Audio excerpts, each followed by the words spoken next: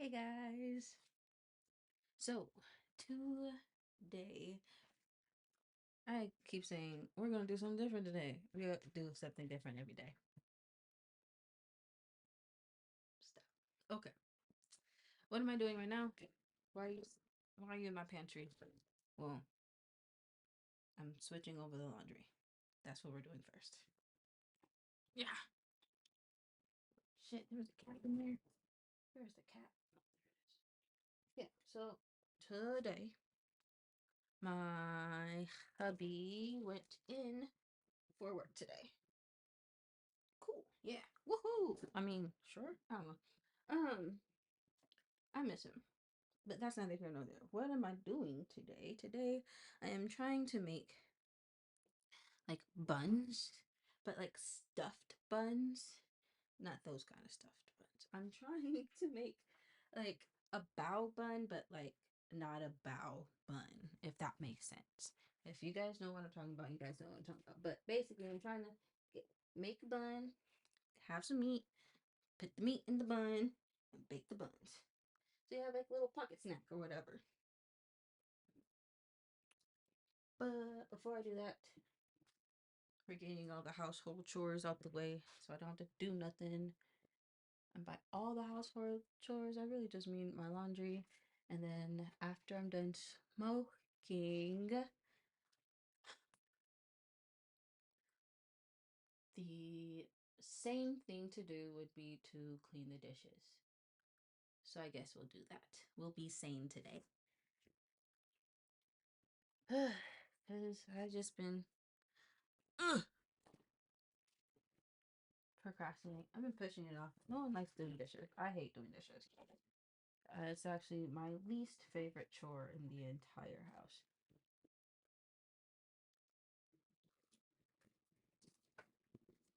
Um, Now that that's done, and by we, I mean you are coming with me so that I can go smoke. Going to go smoke in the garage because it's cold as hell outside. And I don't want to smoke on outside. So I'm going to smoke in the garage. So you guys will, oh man. Oh, there it goes. So you guys are going to come with me to my garage. Yay. Okay. What am I doing? I'll just stand here.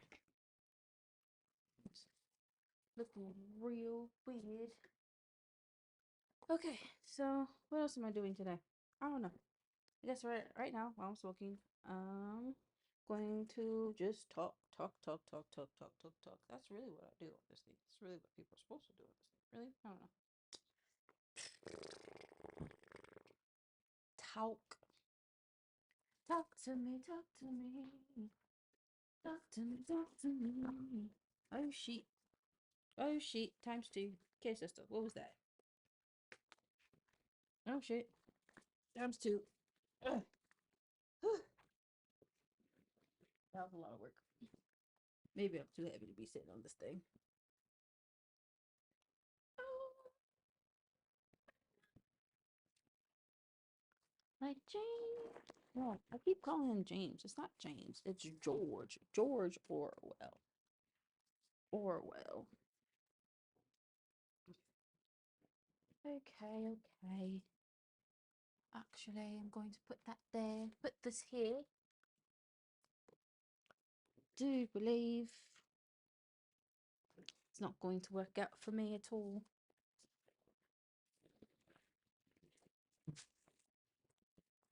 Okay, you stay there. Well, I get this situated. I wonder how this is going to go because I don't have my headphones on. I really should just grab my speaker. Yeah, there's going to be an echo, so I'm not going to do that to you guys. Not going to do that to you. But yeah, I'm just going to leave it there. Sit here and smoke. Do do do do do do do do do do.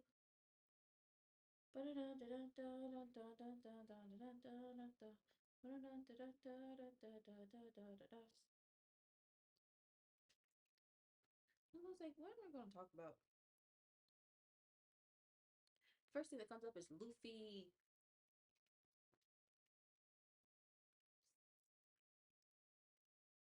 Um, Luffy. Luffy from One Piece to me.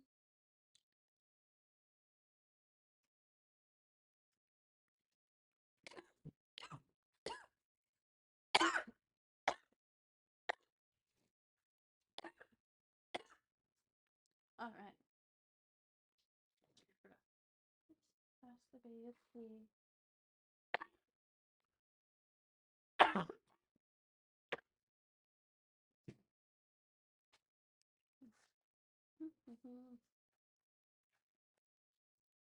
Again, I need my phone's in the. I'm so not prepared.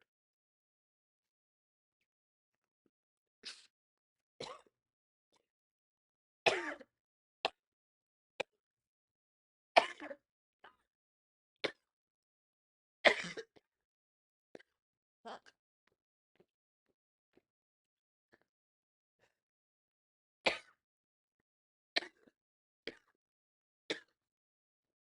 Jesus. I'm there cookbook. What? I did not know we had a cookbook. No, I bought one, but I forgot.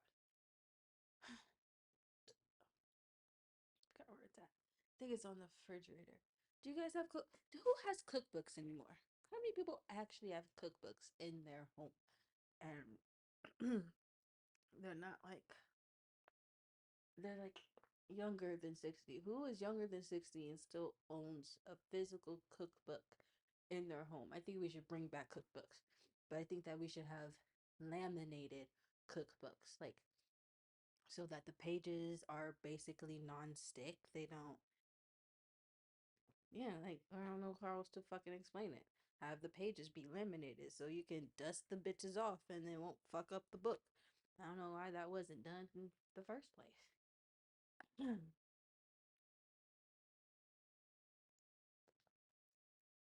Laminated cookbooks.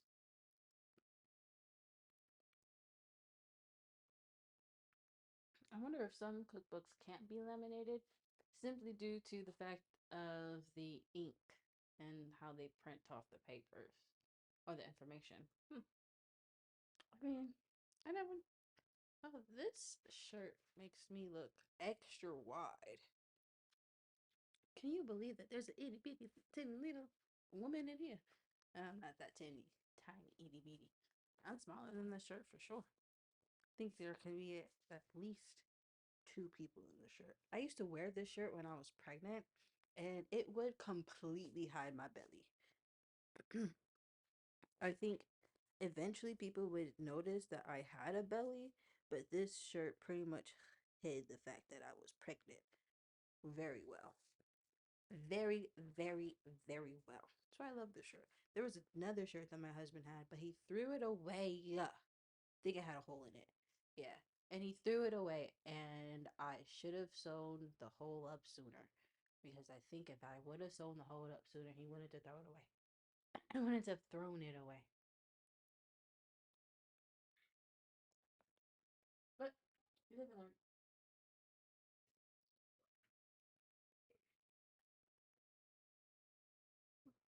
For so elementary school kids are out.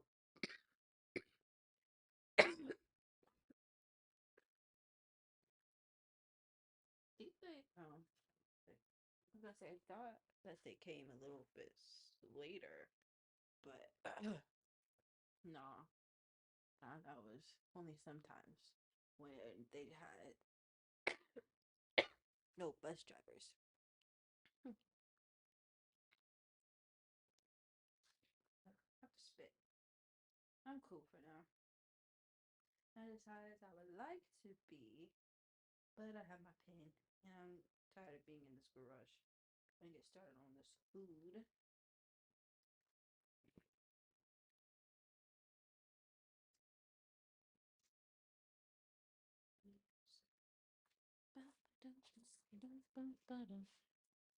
Okay. Oh no. Do. Oops. Man, I hope that didn't wake him up.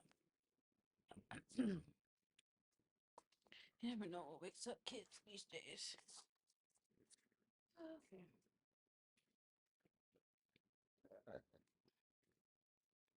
What am I going to do as far as am I going to have music on in the background or am I just going to play Archer in the background? Decisions, decisions. Ew, it's wet over here. Gross. Okay. Um, shit. Why are you not working? Oh, now you're working.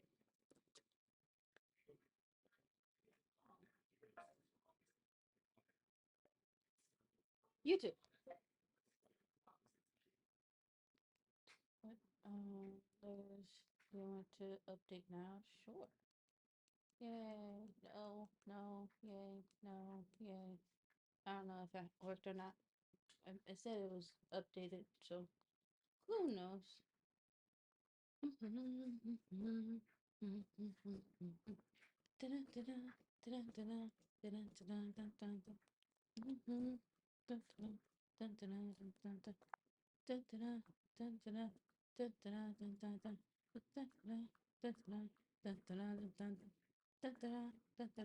Oh, okay.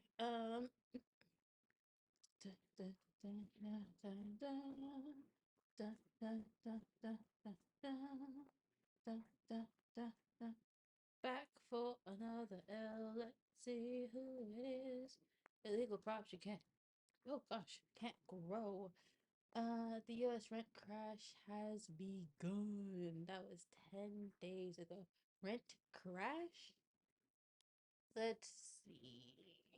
Discover the nation. Something.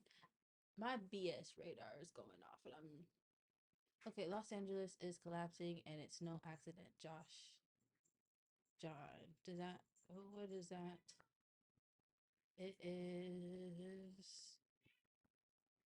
Shut up, cat. What do you want, cat? What? I'm not petting you right now. I am not. I am going to start cooking. I'm not about to pet you before I cook. Animals that broke the rules of evolution. Evolution. Oh shit! I could just. I can't lay it here because it is going to have an echo. Can't do that because it's going to have an echo. Shut up, cat. Yes, I have a cat named Cat, but it's Cat with a K because it's short for Cat Williams or Cadillac and Cat Williams. She has two names. What? I'm not petting you right now. You're gonna have to wait. Join the stallion on going viral and mastering the collab game 5 days ago. ¿Cuántos minutos está 35? Mm, sure, why not? I actually have never seen an interview of his. So let's do this. What I am watching on the edited version, I will plug in the video. But for now, I'm going to show you the video I'm watching, but I'm not going to promise. Come on. That I will play it all the way on here.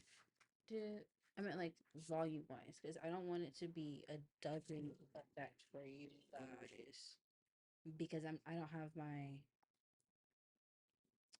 mic in.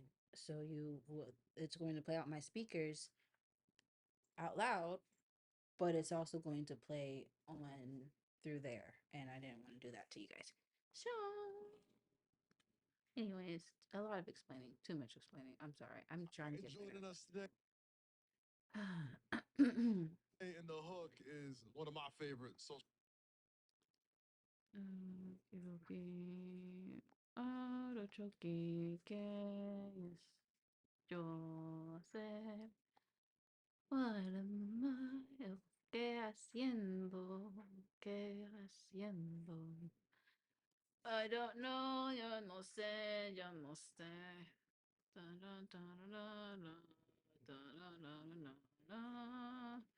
Okay, okay, okay, okay.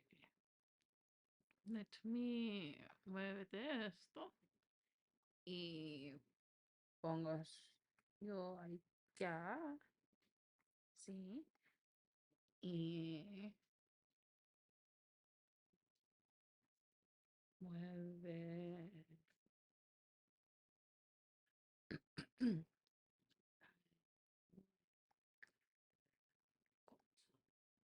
Sí, más pequeño.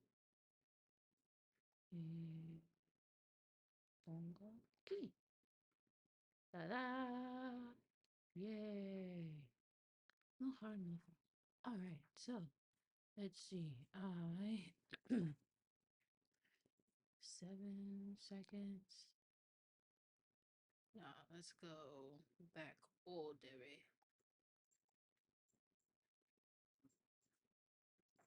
All right, and joining us today in the hook is one of my favorite social media follows. He's the president of the Fast Food Secrets Club, and you've seen his content literally all over your timelines.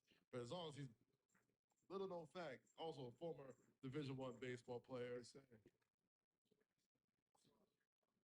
Nice to meet y'all. Nice to meet you. As a fellow former or trying to not be big back anymore, I appreciate your content more than most people. Thank you very much. Helping everybody, y'all, huh? Yeah. No, I'm not doing any favors at this point. No, God bless. I live in those comments, bro. When you recommend some shit, I'm like, yo, where's the shit I drop a No, pin? you had a comment one time that went so crazy in that video. I was like, this is hilarious. You be killing me. It's so funny. Fluffy side chicken, you know what I'm saying? Who's out there? So before we get into the talk about the content and Let's the do it, eats let's and do the it. collaborations and all that type of Yes, stuff, sir. your history as a D1 baseball player, you Yes, know what I sir. mean? I'll You be Division One. That's a big deal right there. Papi. Yeah, look at here. Let me see your hand. Oh, my hands, they got real soft look now. At Papi. They You got can throw real a soft breaking now. ball. You can hit it, pop. You know. You fuerte, Papi. You want to know what's crazy too is when I played with a kid. His name was Eric De La Rosa. Big shout out to Eric, Dominican. And I was like, and mind you, like he was like A probably Dominican baseball player? right? Never heard of it. That's But unheard of in these times. he was like probably 6'5", 6'6", tall, Yeah. but skinny. And I was like, this is our guy. Like when I got into the team, I was like, this is the guy. Dude, he took one batting practice. I mean, you could literally point in a direction. He could hit that ball like 400 feet anywhere. I'm like, this is insane. Like it was really cool. But yes, I did play D1 baseball. That was a whole journey. I started playing when I was 16, and I was awful at it. It was a whole situation where like we came up super just not on the financial side of things.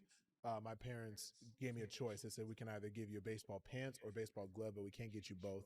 And they told me, my dad sat me down before the first ever practice. He said, "Look, this is an investment. We're investing in you. This is not a you just do it if you don't like it, get out kind of thing. Like you really need to take this seriously." And that's kind of when I had my first practice. I did awful. But like after that day, I'm like, I want to be a professional. I want to take this to the highest level possible. What position did you play? Outfielder. But when they wanted to draft me, they wanted me as a first baseman. Which Shout out to the first baseman, baby. Was it the bat or the glove, or is Jordan a 5-tool player? Jesus, Jordan That was thought a he was couple a 5'2". tools. Boy, I had half of a tool. I was very strong. So I was a hitter. It was my bat that really did it for me. And funny enough, the team that was interested in drafting me was the Mets. So I thought I was going to come down here, which was cool. But no, man, it was hitting for sure. I had fast hands, and with baseball, obviously, like the hardest thing to kind of learn is to get the hands right straight to the zone.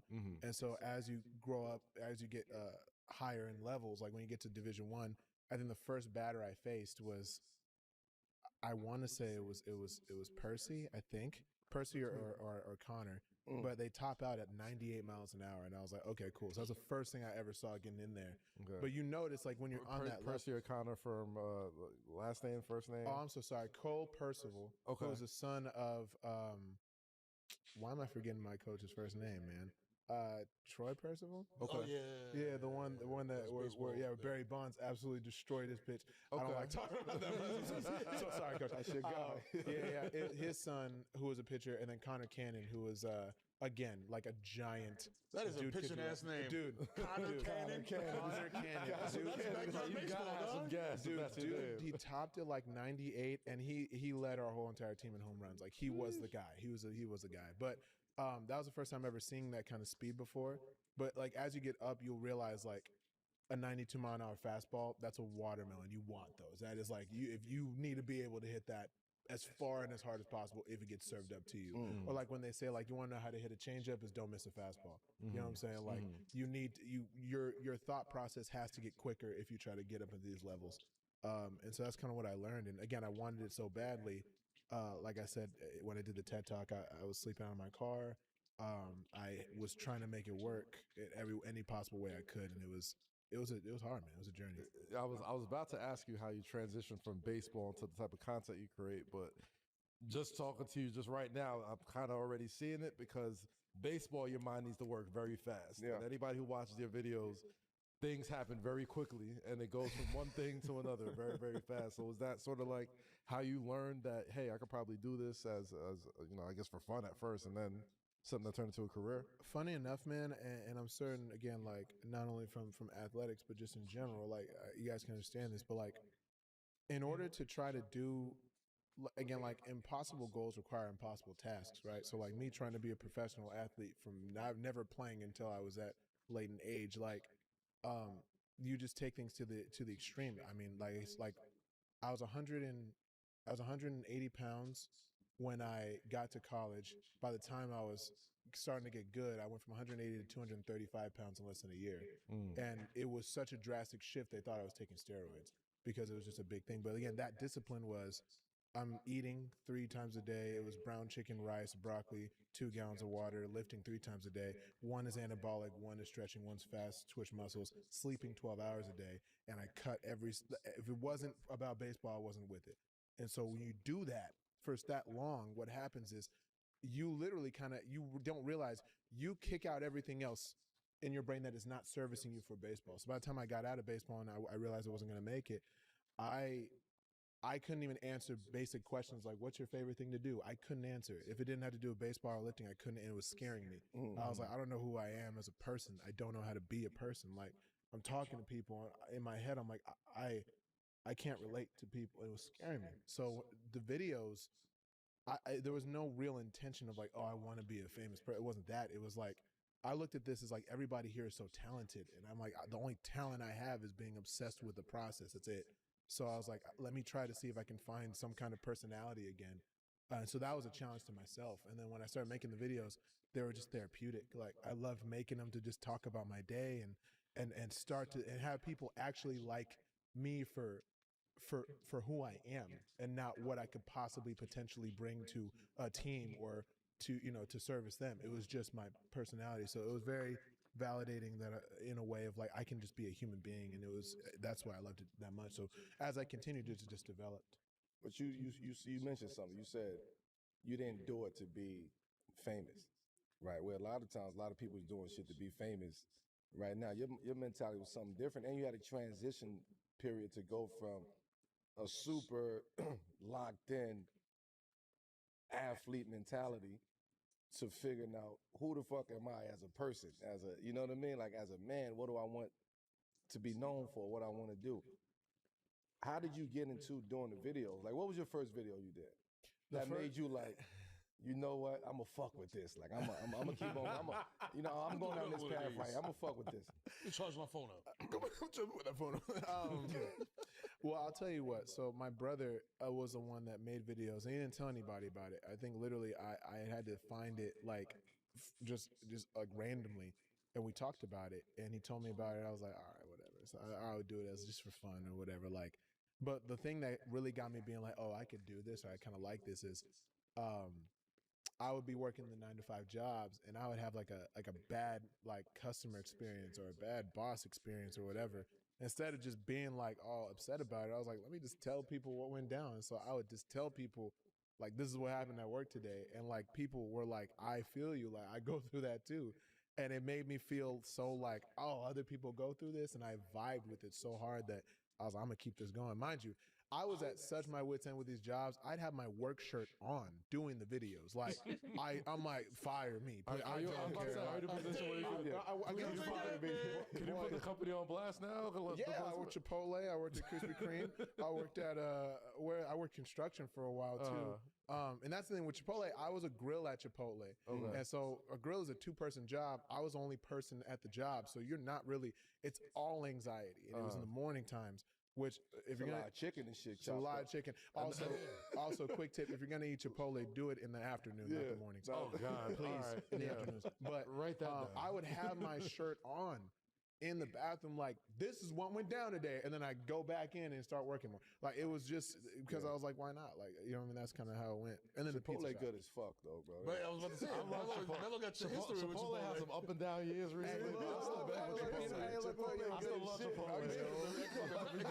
Only Eat Chipotle after 12 o'clock, but look, big shout out Don't go to Chipotle, breakfast man. for Chipotle. 12 to Look, 4. man. We rock with Chipotle. Big shout out Chipotle, man. We love Chipotle on this side of here. We love it. We love it. Oh man! But you know what? Like up? we spoke a little bit about it before we turned the cameras on. But Yeah. like you're so adamant about your content being authentic and conversational, and like you have this thing when you're talking about it, and you say, you know, come here, and like that's when like whatever the subject is becomes lock like, in, all yeah. right, did that? How did you come up with that? Come up with that? Was that like some sort of like algorithm, sort of like, yo, at this time say this because that's how we know that, or was this just something you just it just stuck, you did it and it stuck? All by accident, man. I literally, it was 2 in the morning, and I was watching a video about this gigantic squid, and I have major like fear of the ocean, so I'm watching it, and again, like for me, like I said, it's not written. I'm like, if I'm feeling it, I run into that bathroom to just experience it. So I'm like, oh, come here, get away from me. And I did that just naturally. I don't know why I even did it, and I was like, that's the Kraken. And then I stopped the video, I posted it, and I went to bed. And I woke up and it just went crazy. And I was like, all right. And I would do another video and they were like, why don't you say come here? And I was like, I just ignored. I'm like, all right, whatever. And then by 3-4 videos in, people were like saying it, like, why aren't you saying it? And I was like, all right, like if y'all vibe it, cool. So I would do it. But then at some point, because again, I don't write anything, like it helps me lock back into like, you got to finish the video at some point. So when I go come here, I'm like, oh, time to focus on this. So it helps me just as much as other people will probably enjoy it as well. So that's kind of how that started. Yeah, as somebody who watches it, that's definitely the point where I'm like, oh, this is the point where I either keep swiping or I'm like, oh, I'm Well, interested in and the this. Like, thing what is, else next? people, because I'll do come here, I'll be like, get away from me. People are like, why'd you do that? They were so very upset by that, but it was very funny. The timing is perfect, and also it's just like something that, you know, like you said, like it feels like it now it's time to lock in. You know what I mean? Like we're doing this now. You know what I mean? Like no matter who it's with, it could be Method Man, it could be Des, whoever. Like Big shout out Method Man. But how do they man. come up? How do you come up with those? Like, how do you come up with the collabs? Like, with the collab? yeah. You want to know what's so funny? And this Do is you gonna sit down and like, yo, you know what? I'm just gonna write out some shit. Or you say you don't write, but think some shit out. If I meet Meth, or if I meet Tom Cruise, or if I meet this person, like, I'll be ready for when I see them, or you just see them and it's like, it's quite literally a mixture of this. If I see them, I'm like, well, let's think of something. Or what happens is, I mean, comedy is obviously a big thing in my family. And there's times where I'll think of a joke and I'm like, oh, that's so funny. But only Method Man could say this. I don't know him, but he can say this. I don't even want to say it. I don't want him to say it. And so I have a list of people where I'm like, there's certain things I would love for them to deliver. And if I can ever meet them and work with them, this is the idea. I kind of want to center around that idea. And that's kind of how it even went down. Like, even for Method Man, I could hear Method Man telling us that we don't look alike. And I'm like, this is so, like, I gotta, you know what I'm saying? So that's kind of how it goes. So I have a small list of people that I legitimately, I'm like, yes, like if we work together, I got an idea. There's the ones that slip in where it's like, I don't got no idea, but I'll think of something right now and let's get it going. Like Halle Berry was the best example. I had not one idea for. Round of applause for Halle Berry. Big shout It's a round of applause for Halle Berry. I didn't. Yeah, you got to come on. I didn't have not one idea for it at the time, but it's one of those things where, like you said, for sports, it's like, look, this is your opportunity, man. Either take it or not, because she's always going to be Halle Berry. Okay, so like you're going to have to figure something out and make something out of nothing if you can. And so we had this idea, and she was amazing. Like she wanted to do it all in one take. She was with it. A few takes, she was down to just keep going, and it was the best experience for her too. The Donald Glover one was funny because I always thought the first time I saw the video, I thought it was Donald Glover. The first time I saw your videos, I thought you were Donald Glover for like a hot second, and it wasn't until I saw like the second or third ones I was like, oh. And then y'all had the collab video together. How did that one come Oh about? my gosh. Okay, look, I know this is a time thing, but here, this is what situation happened. Quite literally, we bumped into each other, literally, and I wish I could say. You guys do the Spider-Man meme when y'all saw each other? One was funny. So the BET Awards happened, which was a whole thing. I'm walking over and I bump into Donald, and he looks at me and goes, "Oh, people say that we look alike," and I'm like, I have an idea if you want to do that. He's like, yeah, take my number down. And I'm like, it can't be this easy. And so I'm writing it up like, this is clearly someone else's number. And I text him, he's like, hey, it's Donald. I'm like, this is no way. Like, this is insane. And so one was funny, and Donald probably figured this out now. Donald. But I was like, hit him. I was like, hey, you still want to do the video? He's like, yeah, man. He's like, are you going to be in New York anytime soon? And I was like, funny enough, yes, I'm here now. I was in San Diego. And I was like, I'm in New York right now. When are you, next couple days? And he was like, sure. But then he was going through mainly work stuff. So he was like, he didn't answer my text for at least a couple days. And so I kind of told my family, like, I'm going to go fly to New York right now. And you're either going to see a video of me and Donald, or I'm going to come back. So you was Martin. That flew to LA? Yes. Yep, I flew out to New York.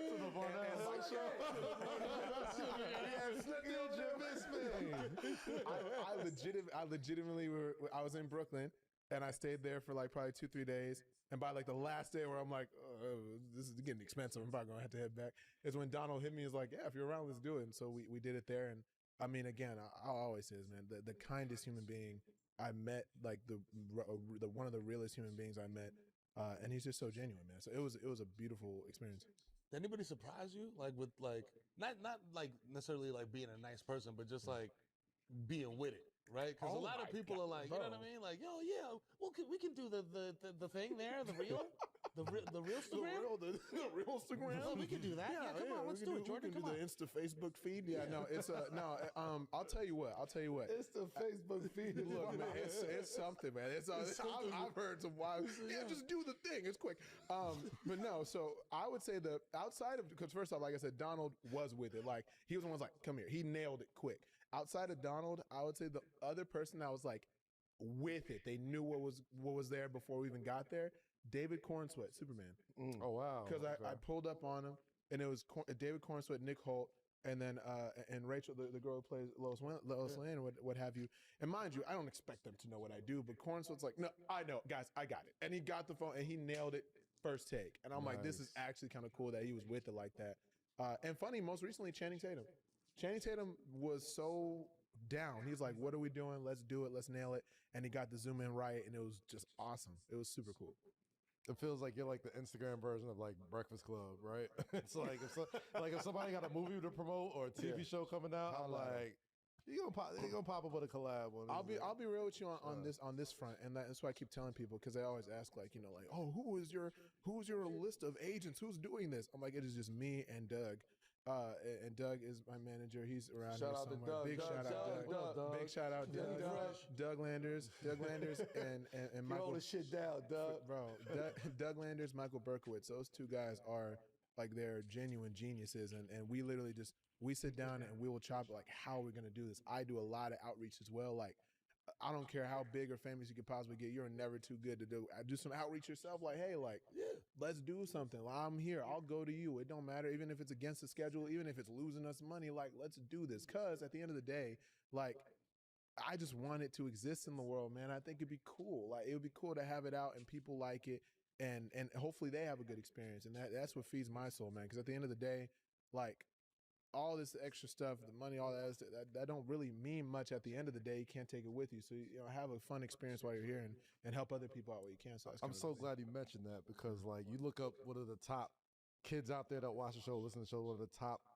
careers that people want as like YouTuber, content creator. Yeah. And they see your stuff and they probably think you got like some big team or you got like some machine pushing you. Whereas, most of the time it's just Doug, man. a lot of elbow grease,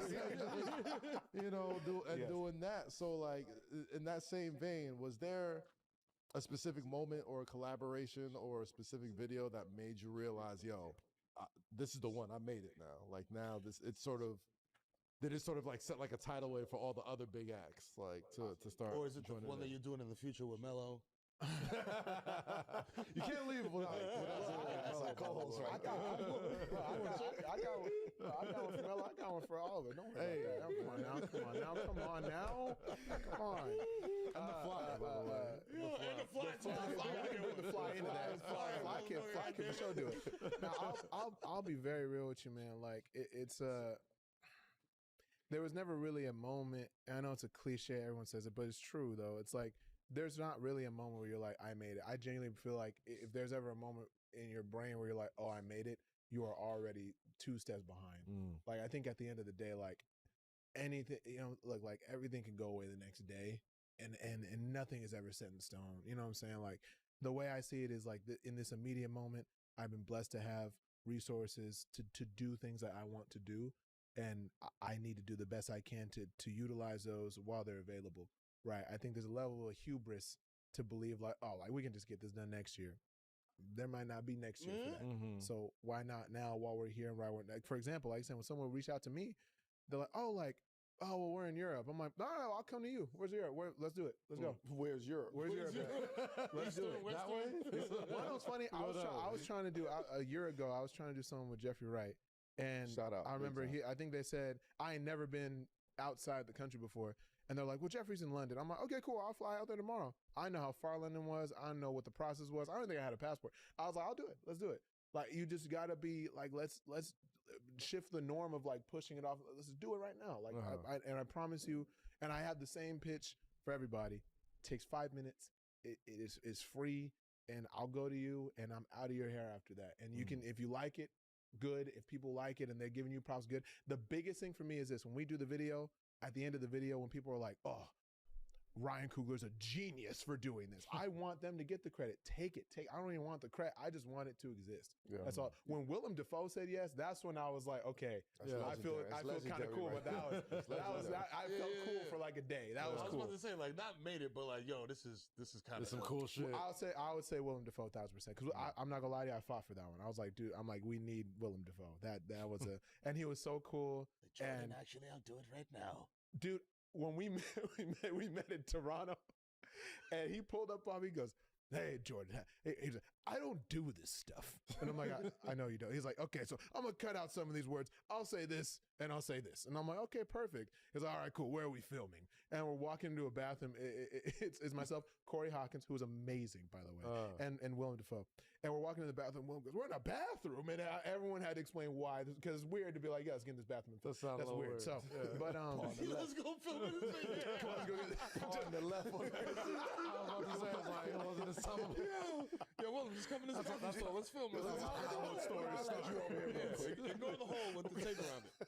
You'd be shocked how many Hollywood stories start just like that. But it was, but no, man. He was so open to doing it, and it was like a very humbling experience, even for me. And it just meant the world that the video did well and people received it well. It's the most rewarding thing for sure. Yeah, your wisdom and your age still throws me for a loop because I hear you talk and I see the beard. And I find out how old are you, and I'm like, wait, what? like first time I looked it up, like I thought we was on the same age. I look older than you, man. It's the beard, bro. It's the beard. You got a grown man. I got a grown man. I got the beard going. I thought we was the same age. Just for the record, what's your age again? 28. 28. Yo, bro, see, this is crazy. I was like, yo, this guy got the same amount of kids as me. Definitely. We right here. you know. And come to find out, you could have been a mistake. Got Bro. 10 years on me. I'm like, oh, damn. You want to know what's crazy?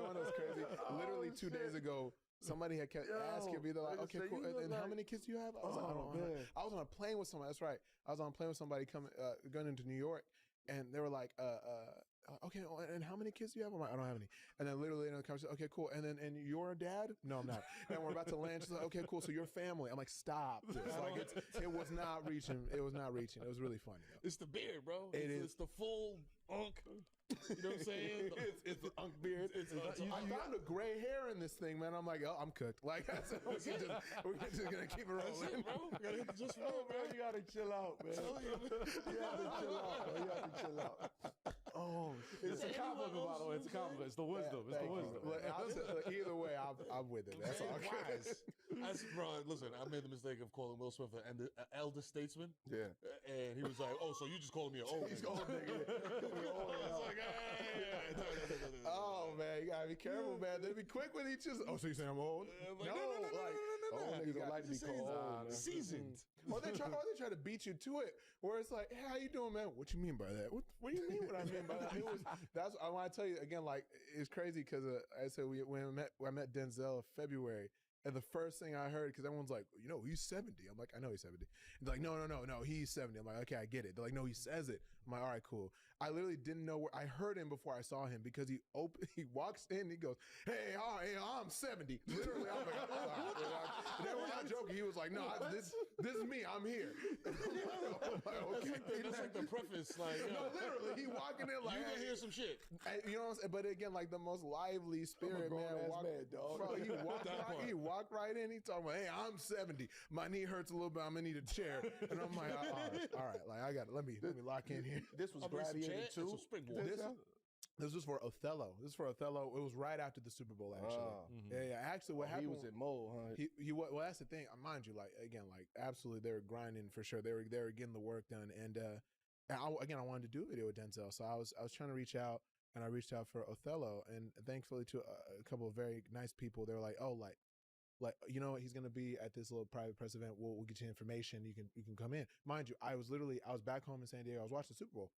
And they hit me and they're like, yo, if you can get to New York by 10 in the morning tomorrow, you can get in the room with Denzel. We can try to get some going. I said, great. Took a red eye that night. I told my parents, like, I got to go. And I left after the game was over, got on a red eye, flew into New York, didn't even sleep. I went straight over with my bag to the place. And they're like, you need an idea for Denzel, you need an idea for Jake, and you need an idea for both of them just in case. I said, I got it. Let's do it. And so I'm ready. I told them, like, with Denzel, I was like, it's going to take 3 minutes to like make it shorter. I said, it'll take 40 seconds. And they said, make it shorter. I said, it'll take 10 seconds. They're like, all right, cool. And so mind you, in my head, I'm like, we gotta make it work. And so I'm waiting. And sadly, just because again, it's a press event. I'm still learning what press days are. It's just like a long day of just interview, and you're just getting it all done in that day. And so mind you, they're trying to lump me in near the end to get it done. And mind you, like they have rehearsal right after. So like they're on a tight schedule. Denzel's giving a lot of time to people because he just wants to give these thoughtful answers out. And I'm waiting. I'm like, all right, like, how do I explain this to him? Because no one's explained what we're doing. And I gotta explain to 70-year-old Denzel Washington. You know. That I gotta, you know what I'm saying? I'm like, boss Unc. And I'll tell you what. And I'm like, look, the day's getting up there. The interviews are starting to get up there. Like, I don't think he's gonna have too much patience for me to do this. So, I pulled up on him, and I think at the end of it, I realized I'm like, I don't think this is gonna happen the way I want to. So I shook his hand. I thanked him for, just again how open he was with his answers, with the interviews themselves, how intentional they were. And I was like, look, man, like I had this little idea. I think we can do it. But he was already on go mode to go to the rehearsal, so he had to bounce. And from there I had to figure out how to meet with him again to do it. But that was probably the most intense situation because again, I don't have a big old team, me and Doug, and I flew out on my own, so it's just me. So it's me with a phone and this fit. And I'm just like, hey, so people aren't really gonna look at that and be like, oh, this is a serious media thing. You feel me? So it's an optics situation as well. Yeah, but that was one of those things. The PR team and I don't got the PR team and the 50 people, and then I walk in and then the 50 people leave and they carry me out, and I got the black truck and I got the dead. I don't have all that. You know what I'm saying? It's just me. Yeah.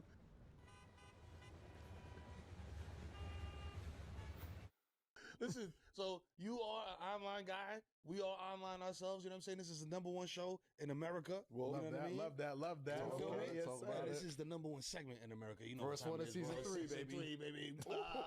Let's go. It's fuck with it or fuck out of here. You know what I'm saying? Where we ask you a question, Jordan, and Yes, you sir. say, hey, Mello, Cass, I fuck with that. Okay. I agree. Okay. Or fuck out of here. This cultural moment is a stain on my memory. Okay. You know what I'm saying? Or whatever. Okay. However you feel about it. You know what I Okay. mean? So first up, talking about social media and food, All right. there's a dude named Seth Goblin on TikTok. I already don't like where this is going. Listen, I already know. this is Listen, crazy. I was gonna ask like, what? How you ethnicity? write that Never name mind. in there though? Never mind. When- Seth Goblin on TikTok Okay. has generated over 50 million views just by whiling. Okay. Seth Goblin, ladies and gentlemen. Oh no! Oh, I've seen this Okay. video. Come Someone on. said he had a bag of shaboing points. What they say? It was something He like got a that. Ziploc bag of shaboingy boingies, dog. Yo, Oh my god, he's not even buddy. no Are bun. you shitting me? Yeah, bro. see? Oh, nah, The man. bun was just for decoration. He Yeah, wasn't that going was straight. crazy. That's the- crazy. The bun Okay, is just so- for decoration. You just signed the Well, ball. we get lazy, dog. See, we've been on hiatus too long, man. You know? We forgot the rules and shit. So Pardon- you pardon fucking with love, it? please. Fucking with it or fuck out of here. Look, I'm gonna be real with you, man. Quincy Goblin on a work shift? I'll be real with you. As somebody who has worked the 9 to 5 jobs like that, man, like You got to inhale lunch? you feel what I'm saying? Like you gotta have a lunch, you gotta keep rolling, man. I'm with it. Like if that's what's gonna keep him, you know what I'm saying, focus on the work and keep the vibes calm, then go ahead, man. I'm not here to 4 judge that. glizzies in each bag is crazy. That is Yeah, cool. In like- the Ziploc. In the It's steaming that Ziploc. motherfucker. In the And you know the zip- moist, the heat, In the you know it's zip- hot. So come on. It's already, You got it's already not microplastics? moist in there. You got a glizzy with BPA? That is nuts. Bread mass soft and wet. 8 glizzies in a work day is crazy. 8 glizzies in a work day is crazy. Yo, you play baseball though, but like glizzies and baseball is like hand in hand. That's like the Oh, that's go-to. okay, that's fair. You know what I mean? That's Jump fair. with the jump with the That's ceiling what like they that. go. You know what I'm saying? Like Dodger Dog. That's where you can indulge. That's you know for what I'm saying? spectating. Baseball game, you know, shit like You that. kind of, especially when you watch Sporting it, events. go to a Dodger game, like you had to get a Dodger game. Got It's the to, whole got thing. to. Yeah, You feel what I'm just make sure there's no cameras around. You know what I'm saying? And then when you're in the audience of the insurance, you got 8 of them. It's crazy. That's expected glizzy behavior. If I go to a ballpark and you got the glizzy on you, like I'll say something, but hey, You it's a got to eat. ballpark. Nah, man, listen. In the office with Nah, the y'all Ziploc front. bag Y'all is front. I'll be crazy. so real Y'all with you, funny. man. Like I said, man, he came and saying nothing. Like if that's his deal, and he not bothering nobody. Like he's eating his food. Like, look, man, come Why on. not? I beg to differ. He bothered me. But in the next Super Bowl, like, yo, come on. He bothered me. Hey, your name is Frank, too? He said the number is preposterous. It's why exactly. So This it's is really crazy, 8 of those? man. I need to see another video. Yo, he's in the airport. shout out to you. He's dedicated. He's dedicated. Yo. 8 glizzies in the window seat is egregious. Yo. Bro, What is he's he doing? dedicated. Look at the guy next to him. Look how he looking at him, peeping at him. He kind of want one too. I know Like, it smells crazy in No, there. bro, I'm not gonna lie. Man, That's hot dogs more are egregious good, than the bro. one. I'm not gonna Yeah, lie to no, you. I Like, enjoy come hot on dogs. now. I'm a hot dog enjoyer. Hot dog is, you know what I I mean? like hot dogs, bro. I'm not gonna lie to Dressed you. He up real pulled out nice. 8 of them. Can't get mad It at seems a to hot be his dog. favorite 8 of them number to on put. I think it's the most you can put in the 47-minute Ziploc. flight is crazy. In one sitting. 47. New York to Boston, 15 glizzies. This is nuts. He's doing pyramids with the glizzies now. Yo, bro. and even worse off. Why? Like, What the fuck? Why does he need the gaming He had headphones? the You wanna know whole, what's crazy? You You wanna know missed, what's you crazy? missed the I whole wanna- joint in the beginning. He And had a the gallon whole of milk? big. This is diabolical. You want to know what's crazy? I kind of want to know what Joey Chestnut thinks about this because he's the champion, right? champ, yeah. So I kind of want to see if he's like, oh, this is an apprentice. Get this guy. This is called by Nash. Get him a deal. Listen, Yeah, with the gallon of milk is gallon of milk. That is satanic. wild. I'm not gonna lie to The you. Like, glizzies itself ain't the issue. It's That's- always the egregious behavior before it, right? Bro. Like he's got a whole grill, but he's still boiling the dog in the grill While instead being of in a just Call of using They're Duty it. not lobby? even grilled. They're not even grilled dogs. They're not even grilled glizzies. You got that big ass grill. They boiled glizzies. So Melo, the fuck out of here. Fuck out of Jordan's here. I'm with fucking that. I'm with that. Listen, you gotta man. do it. Desperate times call for desperate measures. I fuck with it, but you gotta do it like an offensive coordinator. You gotta have the play sheet in front of your face while you do it, all right? There's Glizzly approved areas, like the ballpark, you know what I mean? Like They say at the park, we get you, we got 50 million views coming. Chaz, you got to get on 7 p.m. and eat 15 glizzies. 15 glizzies on the pot For 50 million views. I've never ate more than 3 glizzies in one sitting, period. I mean, I don't want to be That's asking you that. crazy. I don't even feel like asking you that question. But I'm just saying. I'm only saying that because he generated I'm over not 50 doing million views this year. If we doing it for 50 million views, But you also gotta understand too, like it seems like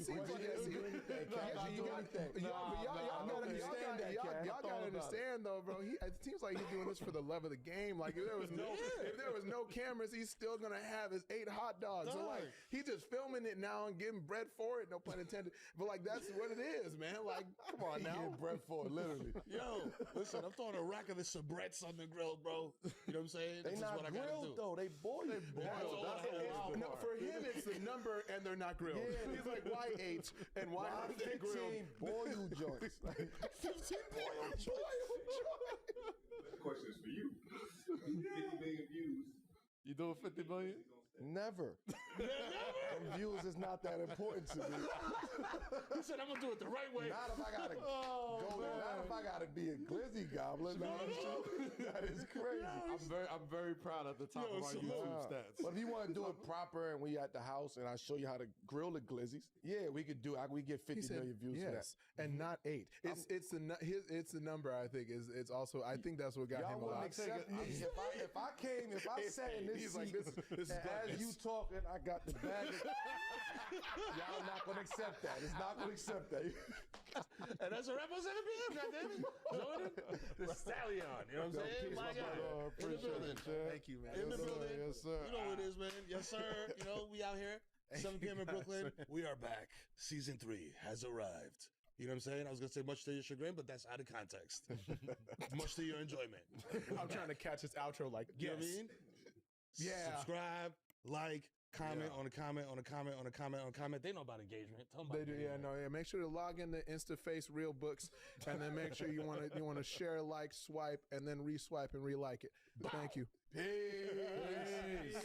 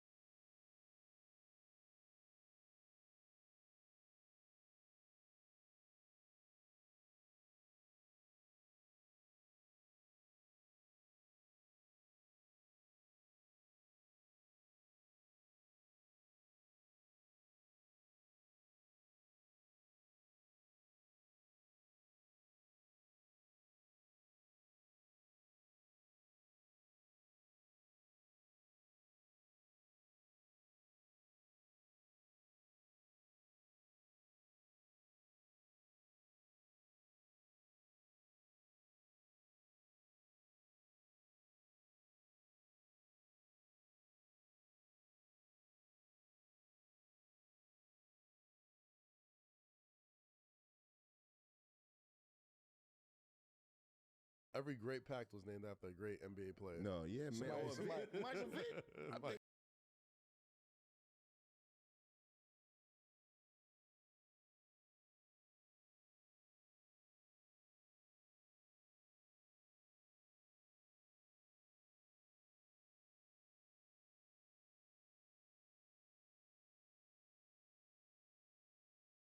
I think that was the one that jumped it off. Gary Payton was crazy Gary run. Payton. You know? Yeah. Sean Kemp. Yeah. Iverson. Hell yeah. Yeah, Iverson was straight Yeah. too. for Stay sure. mellow, Pat. Stay mellow, Pat.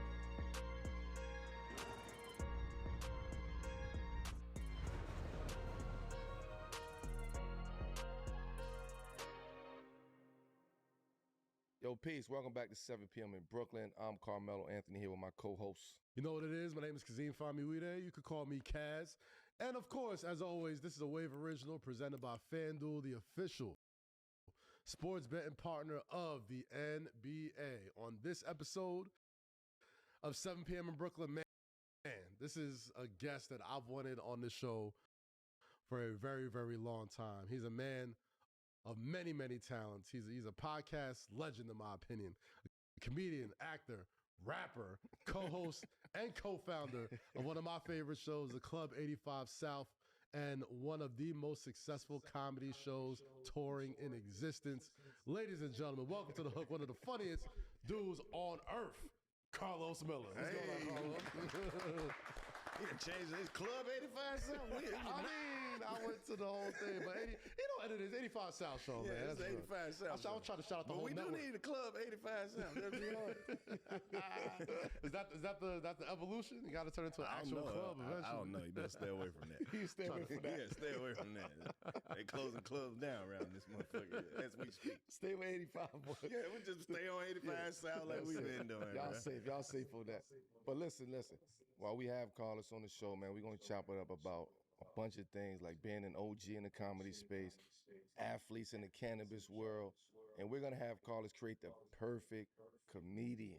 And on top of all that, we'll end things with America's #1 segment, Fuck With It or Fuck Out of Here. But first, we got to kick things off with the Connect, man. Carlos, you and Mello have crossed paths many times, and you know, if so, you know, we usually like to start the show. We like to talk about when's the first time y'all two really got together. So, where was it the first time you you got together? not got together, but like, See what type of shit he on, man? He kicked the show off with the partner left, man. What are you talking about? Partner left, man. Mello is a street legend, man. Before even all the basketball shit, ain't no telling, bro. You know how this nigga is. Of course, He just of course. be places, man. By himself. Places he ain't fucking supposed to be. I done met this nigga 48 times. I done seen the nigga getting wings. I been riding to Miami. What is that Mello? What the hell you doing up here? He's just always outside, man. He one of them guys who like he'll pop up at the comedy show. You don't know he in there. He might be in the back. Yeah. He trying to hide, but he's the tallest nigga in the club that night. You know what I'm saying? So it's been a couple of them. It's been a couple in passing. Oh shit, where you? It's my dog though, man. Hell yeah. Fuck with him. Hell yeah, I love that, man. It's over the years. You know what I'm saying? Like I met the nigga broke and when I got some bread. I had to re-meet him. He's like, nigga, that's you. This is the reintroduction. Do you remember the first time you see Carlos? Either Just around, just like around you said, chilling? man. We done bumped into each other, just passing too. Yeah. And it's like, you know, it's when you have a level of respect of, you know, people that's doing something and niggas is funny as shit and like, you know, that's what we do. We listen to that as athletes, you know, we listen to that, we watch it. You know what I mean? Like that get us going, that keep our day going, and sometimes we want to get away from basketball, you know. So everybody always passing around jokes and videos, but actually seeing him in particular. Yeah. Having the opportunity to see him over the years as well from my position and being able to be here in 7 p.m. That's hard, it's definitely full circle for You're a sure. legend. My nephew named after you. Blessings. Yeah, we got a Carmelo in the family. That's real. He man. don't hoop. But we got one. Nah, my sister love you, bro. For real, Love, for real. respect, man. Salute to sis. Yeah. Definitely.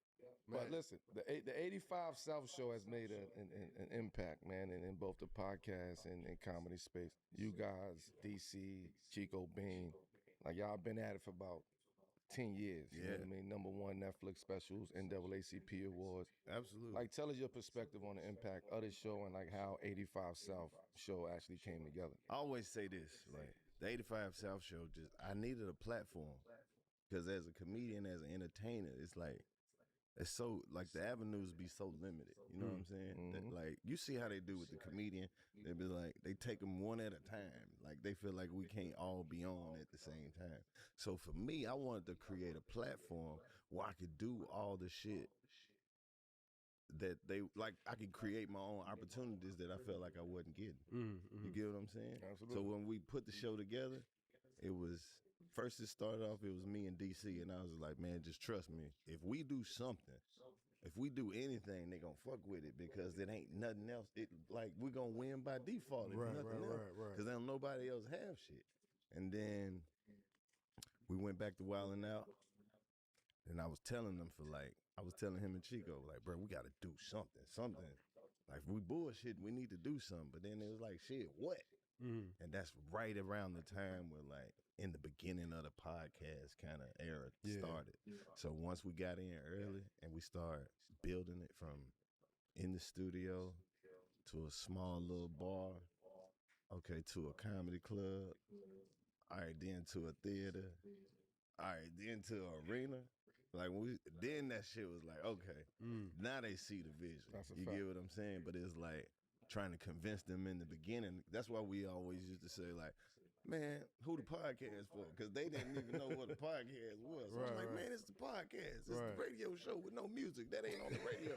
Like shit like that. Just to kind of build the audience to be like, oh, this what y'all gonna be doing. Y'all gonna just be talking shit. Yeah. But it's not like comedians trying to do comedy. These are the conversations and real life shit that we would have been talking about anyway.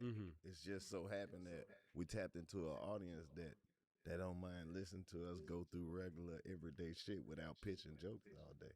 I mean, it feels like, you know, you guys got into the space super early when, you know, a lot of comedians were jumping into podcasting. And I don't know if it was because of, you know, being on Wild 'N Out, but you guys took off pretty quickly. And it kind of felt like a lot of comedians in the podcast space, there's like that bridge between doing a show and doing a stand-up and still wanting to be connected to you guys, right? Just as far as like content is concerned. Did you feel like by doing the podcast that you kind of got your comedy chops a little bit more up? Is it kind of like sparring when you're going into the pod or what is it like? Yeah, because it's like, it's just a free range of conversation, right? Yeah. It's kind of just like if you was hooping, right? You just with your partners and y'all just acting a fool, just throwing alleys and man, watch me hit this bitch off the scoreboard. It's that type of shit, though. It'd be more like an all-star game. Yeah. So you do get to tap into different shit and have different conversations that you wouldn't necessarily just have if you were just by yourself somewhat creating shit. Yeah. So it is like that. It's definitely like going to the gym. Nice. I mean, we've had some of the funniest people on earth come on this show. Al Sadiq. What the fuck took me so long to get here then? Who else was here? He was down south. He was on 85 South. He was at Club 85 South. Well, I'm coming back twice. Ain't nobody been back twice. That's a fact. You come on back, man. You're welcome. Once you sit on the couch, you always welcome to come back. I'm getting jealous of this couch. We really gonna have to upgrade our couch when I get back to the 85 South. Because I thought we was doing it because our shit fluffy, but this is real leather. Yeah, this is nice shit right here. This is nice. I feel like I'm in therapy right now. You are a little bit, just a smidge. So who been up here? I mean, we just had JB Smooth last week. JB Smooth. Ali was here. Lil Rel was here. Lil Rel. Lou Young was here. Oh, okay. So I ain't make the first round either. Huh? That's how it is. You was putting your shit together over there. Man. You know, man. You was strategizing. Somebody better pick me up. Well, your podcast bodies a lot of our shit. So I mean, you know. No, them my homies. Everybody you name, bro. Them my people. Man. But nah, Al Sadiq was on the show before, and he told a story about his running with Patrick Ewing. Oh, what? Down in Houston. Yeah, it's I guess Ewing refused to take a picture with him, and you know, it's anybody who's ran into Patrick Ewing knows the type of dude he is, and that whole story was really funny. Do you have any hilarious run-ins with any NBA players that are similar to that? Well, you know, I did the Alonzo Mourning comedy. What is it? The comedy groove he did in okay. He used to do in Summer Groove. Summer Groove. Summer Groove. Yeah. Right. Okay. It was this is my favorite NBA moment. John Stark, just wandering around, drunk as fuck, telling anybody who will listen about when he dunked on Jordan. I mean, I would too if I ever caught MJ like that. I get it. That's his polka story. You know what I mean? Al Bundy style. Yeah. Well, let me see. Like, I remember the first time I ever seen Mutombo. I don't think average people know how big Mutombo Right. really is. This motherfucker was huge. Like, I seen this nigga taking pictures with people. It was just, they just came up to his waist. So I saw that shit. That was kind of creepy. Is that Mutombo's story about going to the club real? What? So apparently, there's a story about Dikembe Mutombo, God rest his soul, that he would walk into the club and he would just stand in the middle of the club and in front of everybody say, "Who wants to sex Mutombo?" Like everybody. Where the hell did you hear this story? I swear to God, I've heard this story from many comedians. Which is, I mean, you know, if you're looking for consent and proof that you was asking for consent, I think it's the smartest thing to do.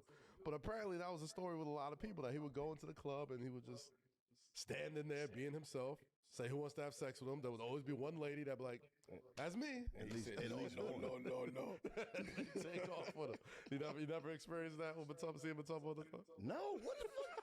What? Well, he on the road. He on the road today. He on the road today. He's slick, man. He'll fuck around and have you in a situation. He on the road today. You didn't never do no shit like that, did you? Like, no. He on the road today. Don't need trick. He got two flags, That was two flagrant fouls right there. I called. Man, what the fuck in your cup, man? Hey, man. Oh, man. Switching gears a little bit. Another one of my favorite NBA legends, man. Shout out to Mad Max. Oh, Vernon Maxwell. Funny as hell, man. The thing is, I think he is dead serious, though. That's a fact. It's funny, but he is not bullshit. Nah. At all. That's my dog, though, man. Yeah. He came on the show and talked some good shit. Shout out to him. I think he's doing all the smoke now, so full time. So shout out to those guys over there, as always. Shout out to Shump, too. Shump a real one. Yeah. Shump was here. That was one of my favorite episodes of the year so far, too. Yeah, he's a great storyteller. Hell yeah. Yeah, one of He's the a best. very strange nigga, too. That's my dog, bro. You know that this nigga is he come up with some crazy shit, bro. Shump will sit there and he'll just call me out the blue. And I'll be like, "What's up, bro?" He be like, "Man, I got this Blazer, right? I want to make it a convertible." I'm like, "Who the fuck wants a convertible Blazer?" Why are you telling me? Because I fuck with the cars. Oh, okay. Man, Shump done took his Blazer to my dog and they done chopped the whole top off, man. I don't even know if I'm supposed to be telling you this because I think it was a surprise. Nigga, he was like, "I'm going to fuck him up with this." I'm like, "Shump, don't do this."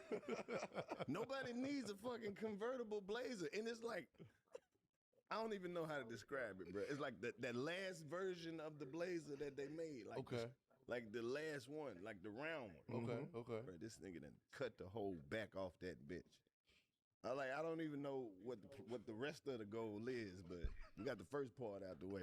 So shout out to my dog, Shump, man. He a unique individual, man. He's very unique. He's a very unique dude, bro. That's the best way to describe him. But switching gears a little bit, man, to fatherhood, right? I'm sitting here with two proud AAU dads, Mello, of course. First off, I gotta ask you, You got no man. kids? I got kids. They just young. They both. Well, it's 3 dads then. How you I gonna said take AAU yourself out? dads. I said AAU dads. They ain't playing no AAU yet. They still. Oh, okay.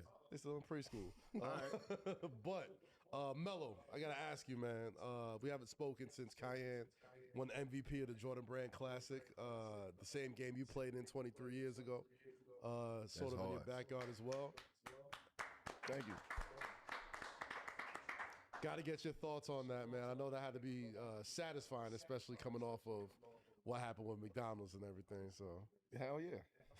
It was definitely satisfying. It was, I think, more so for him. Like, I wanted it for him more so than anything else. Like me, you know what I mean? Like I done all of that already and been through the shit that he's just about to start going through.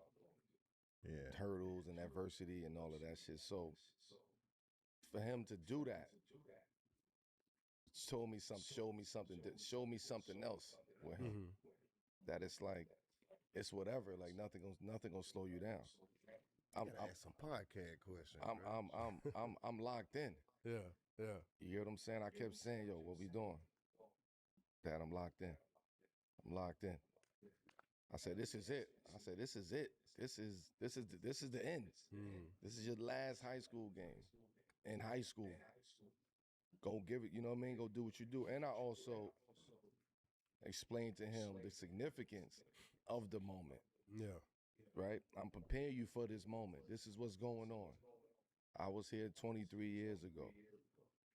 We created the game. It was my game. We created that game. Right? 23 years later, you here. Right? Same situation, same concept.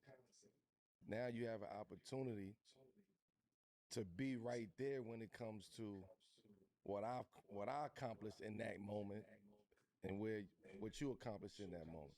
So now we can share this moment that a lot of people can't share. Right? That's one perspective on it. The other perspective is, listen, we going to college now. There's no more high school basketball. So now it's time to up it up a level. Right? Let's go show everybody what happened during the season. That was one body of work. Now you put the work in to show everybody I'm putting the work in to get ready for the next level. But also I want them to have fun. Enjoy that shit. You know what I'm saying? Like, we here, the Jordan brand is here. It was my game back then. You made it your game. Yeah. Like, ain't nobody give you that. Like, you made it your game.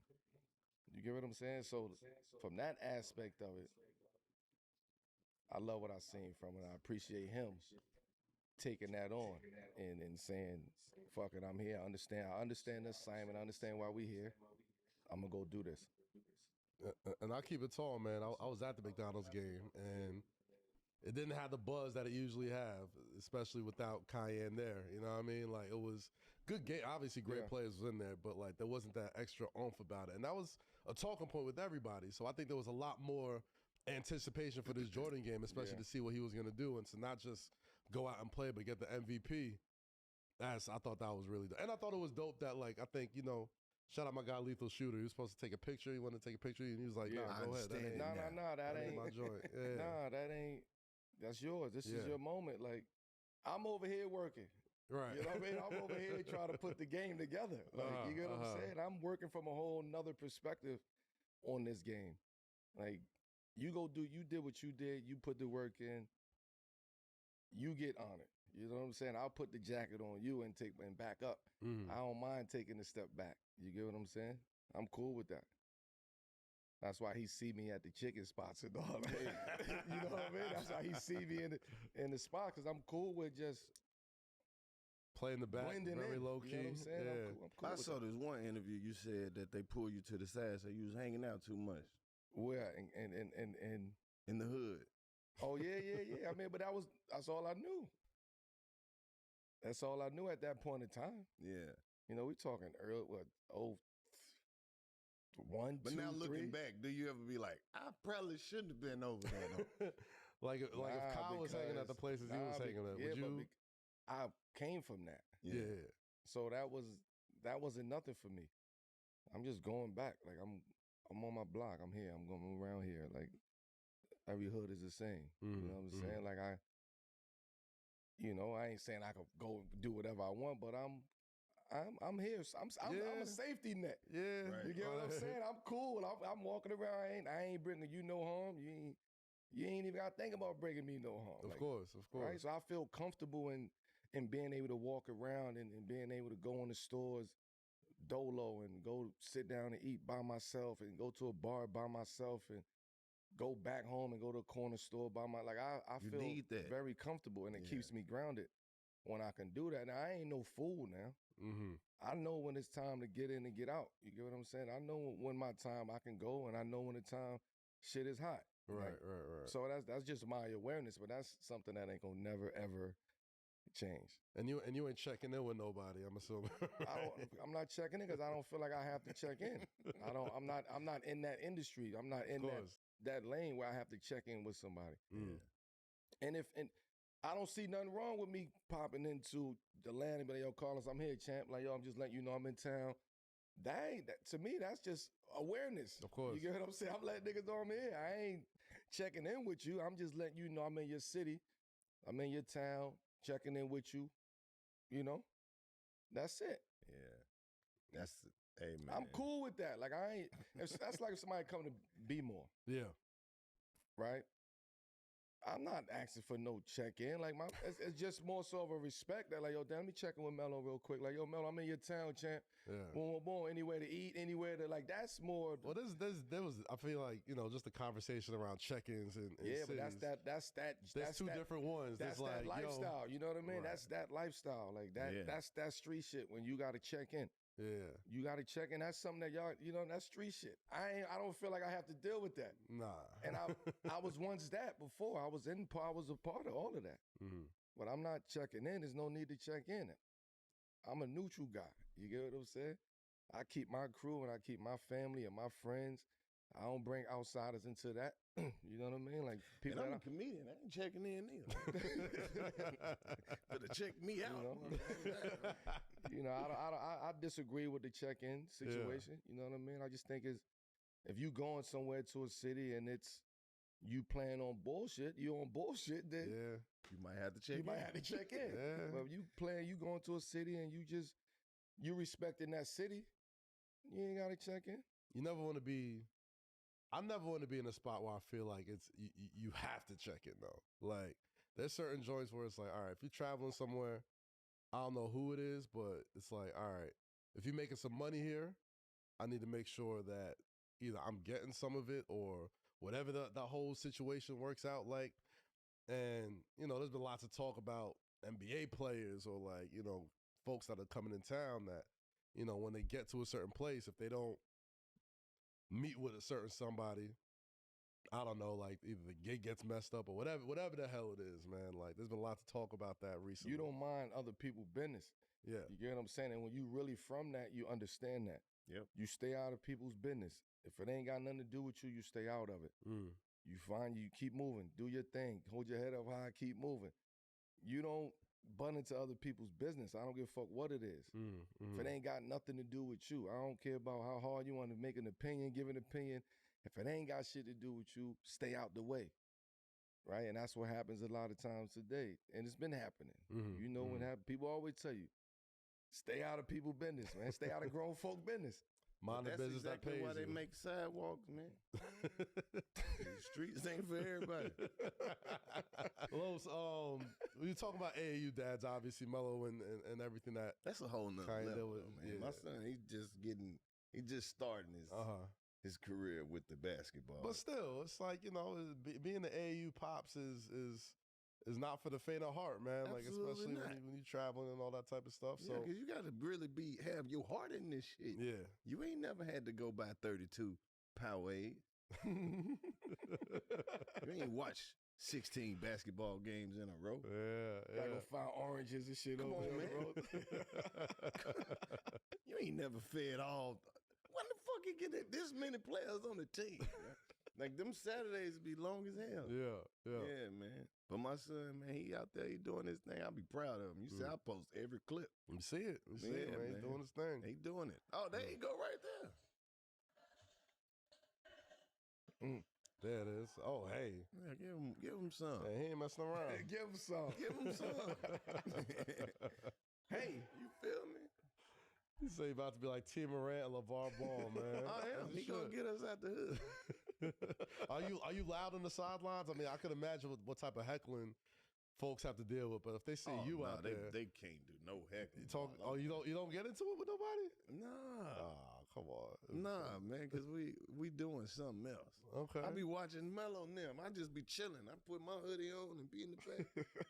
I just be doing some little bullshit signs, make it look like we worked on something.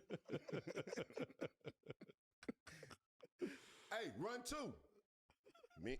I be doing that type of shit, man. But I don't want to do too much, though, because I want, focus on him. Of course. So I just be trying to keep it low, but I be excited as hell. I mean, y'all both are super proud dads, man. Like, I know there's a little bit of restraint you got to practice when you see, my girl's only 3 years old. When she throws a little preschool hoop, I get super hyped. Like, I know Y'all two, like, what type All of I can tell restraint you you gotta is, pull? hey, man, enjoy that.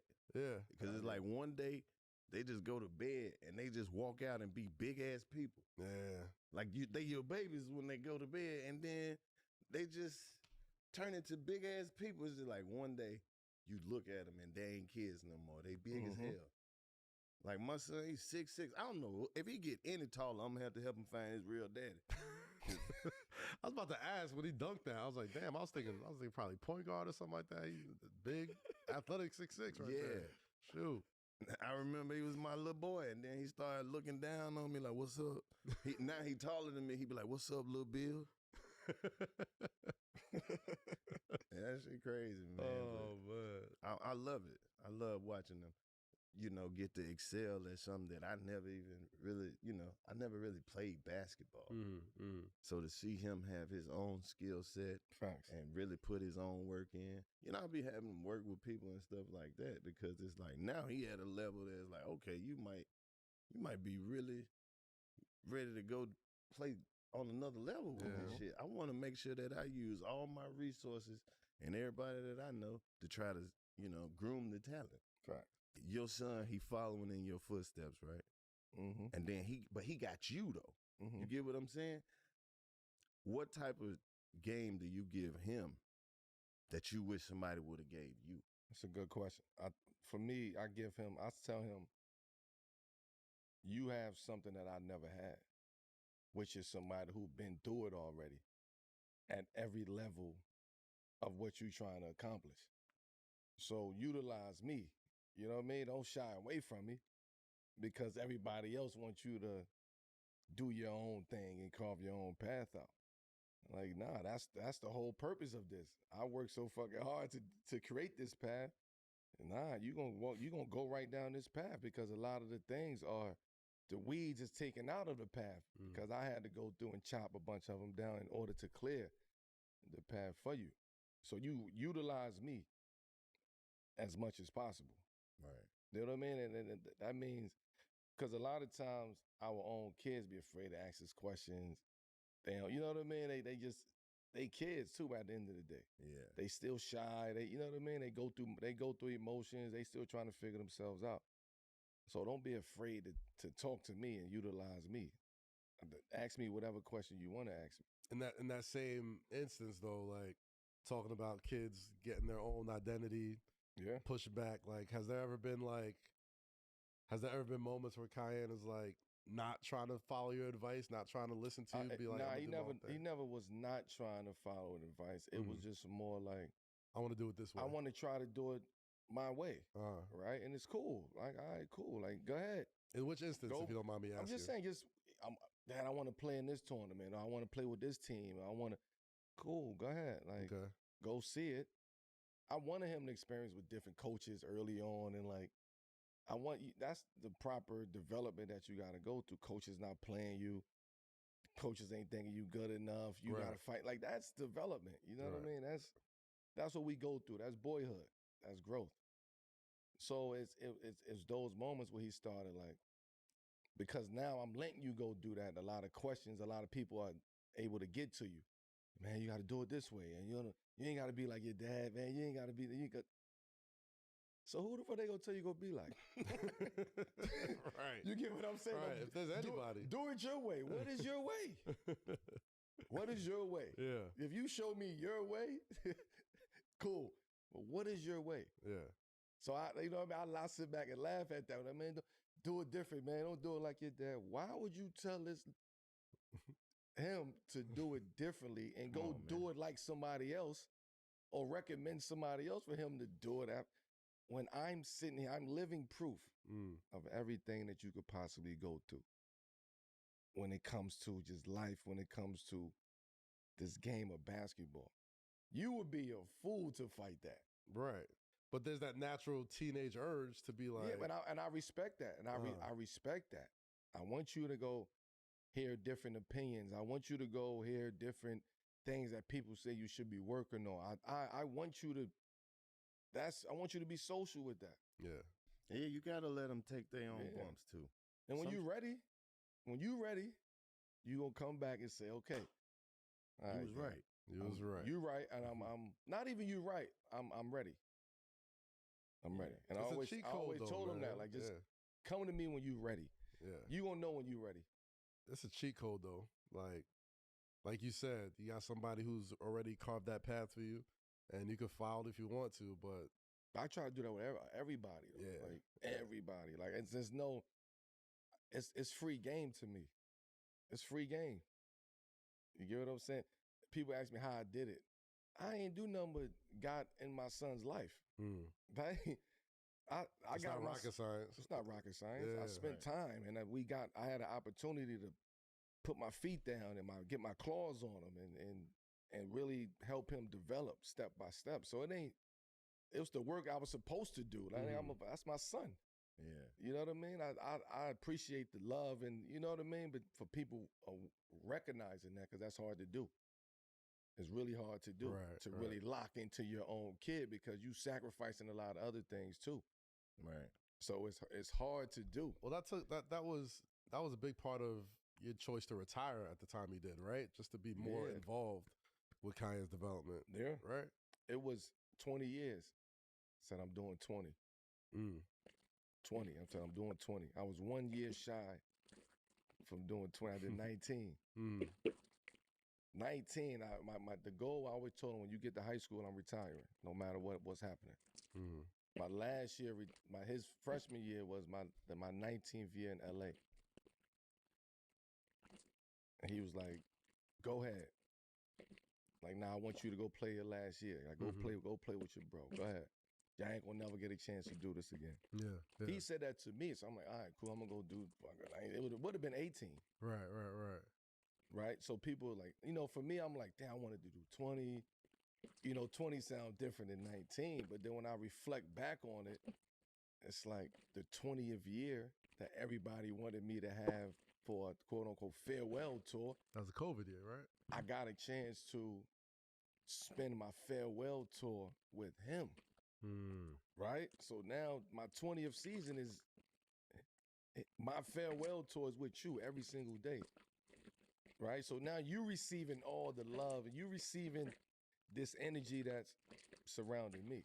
Yeah. Right? So now you understand, oh, I really got it.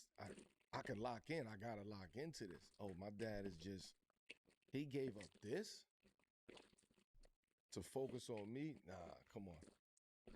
And that's not something I expect him to understand right now. Well, he will eventually. Yeah, he get it. He get it. But to that degree, you don't have that hindsight. The last high school game at the Jordan Brand Classic, Carlos, his son, is just really getting into the AAU level and taking basketball serious. As a seasoned AAU dad, what's the best advice you'd give Carlos as far as how old is he? 16. So he is sophomore? Yeah. He in the South, too. They a little older sophomores down there. You know what I mean? They operate differently. They operate differently in Georgia. They operate differently in Georgia. Nah, he a real 16. He ain't 18 with a backup birth certificate, man. I would say, man, honestly, like, it's some real shit that I'm, that trying to understand the game in the industry. Because it's a lot of bullshit that goes on in the industry. Yeah. And AAU, just that whole, it's a lot of bullshit. And there's more and more bullshit that's coming into the game with money, NIL. You know what I'm saying? People who think people can say that they can get this, they can get that. Everything be looking good to niggas these days. So it's like at the end of the day, understanding the landscape of the game, right? And also understand where he fit in at. You know, where your son fit in at. Like, oh, dang, this is our lane right here. We're going to stick to this lane and rock with that. Because when you start moving around, it gets muddy. Yeah. It gets nasty. Like moving around as far as like different organizations, different teams, cities, just playing with anybody, just, you know what I mean? That shit gets muddy. Yeah, it's a whole lot going on. It's a whole transfer world. portal in AAU. Yeah, oh man, come on. During and it's a whole lot faster. I mean, like the next game they switching. The end of the game is it's kids could be in the portal in AAU. Yeah, right away. That's crazy. But that shit fun though. Like it is fun though. I know a lot of people talking about the negative shit about it. it's a lot of fun seeing these kids hoop and play, especially if you have a son that's, you know what I mean, that's hooping and playing. It makes the experience that much better. Yeah, man. I just feel like basketball in general, especially high school basketball, just has a different level of sight right now. You know what I mean? Because of the NIL, because like there are kids out there who are making great money, you know what I mean? Just being like great high school basketball players. And I mean, I wouldn't know exactly what it's like, you know, on your side, but I mean, as you know, if you're playing at that time, it's got to be fun because you don't know anything else. You don't know what life was like before NIL, and you know you have to share. You know, It's a whole different game. It's like when you're looking at some really good young talented players, these games are exciting as hell. Yeah. They have that's what makes it exciting. They figured out the sweet spot that they gonna hit from. You know what I mean? They know how to keep the crowd involved because you're in a little gym. It's right there. That's true. That's So true. these games, they be, you know, busting 100 points and shit. So it's always interesting to go and watch and see, just to be like, oh, you know, you heard about him, right? Yeah. Oh, that boy a dog. You know who his uncle is, right? Because it's like it's so many little backstories behind it too. Bro. There's certain tournaments around the country, I promise you, is a lot more lit than college or NBA. Like Peace Jam is always crazy, and the EYBL is always nuts. You know, there's tons of tournaments, man. So Yeah. let's switch subjects real quick. Carlos, Now, not you was sure. getting emotional. Look at the switch subject. Yeah, my man. We'll talk about this shit, man. That's my little brother, Oh, man. man. My little fatherhood. What's my daddy put me on the game, man? Damn. My daddy. Yeah, man. He might have came to like 5 games in my life. But damn, maybe. That's a lot when you consider yeah, that's true. I ain't had no games. There you So go. I, Hey, see, You see what I'm saying? He the took kids his watching. 5 games. took 5 games a lot, nigga. I've been praying for them 5 games. So the kids watching right now, be grateful. You got great dads. You know what I mean? Over there. The NBA playoffs are in full effect, so you know we had to get right with FanDuel. FanDuel is the best place to find all your favorite player props, and now you can make the smarter play with new performance trends. Want to see if a guy's hitting that over consistently, or maybe they've been flirting with a potential triple-double. Get the latest stats right inside the app and see who's heating up. And once the game starts, that's when things get interesting. You can combine live prop bets into a same-game parlay for a chance to win big. If you don't already have FanDuel, it's not too late to get in on the action. You'll get started with $200 in bonus bets if your first $5 bet wins. So just visit FanDuel.com/7 p.m. to join today. Make every moment more with FanDuel, official sports betting partner of the NBA. We're taking a quick break to put you on to McDonald's all-new crispy chicken strips. New McCrispy strips are here. It's chicken made for dipping. Tender, juicy white meat chicken with a golden brown peppery breading. This chicken's so good it deserves its own sauce. The creamy chili McCrispy strip dip. A sauce that's creamy, savory, and sweet with a little heat. But it works with any of our sauces. Mello, what are your go-to sauces with McCrispy strips? Barbecue? I mean, me personally, I love me some sweet and sour. What about you? I think I'm a honey mustard. I go Okay. sweet and sour sometimes though. Yeah, sweet and sour are my go-to. Definitely. So head over to McDonald's and go grab the new McCrispy strips with a new creamy chili McCrispy strip dip. It's chicken made for dipping, only at McDonald's.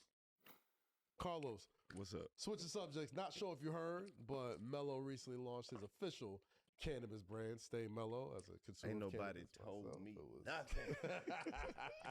I'm supposed to be on the influencer list, man. They go out, yeah, they go out, Where yeah, my they, box, yeah, man? they go out, yeah, they go out. Just like your hat, your hat I coming took too. a Your little crown is sample coming. this weekend. I must say, I must congratulate. It's a great product, fantastic product, stuff like a baby. But big shout out and congrats to you, What made Mello. you do that? What made you get into the marijuana business? You want to ask the question? No. That's. I'll follow it up with that. But nah, I go wanted for to it. know. Nah, what? Why I wanted to get in? Yeah.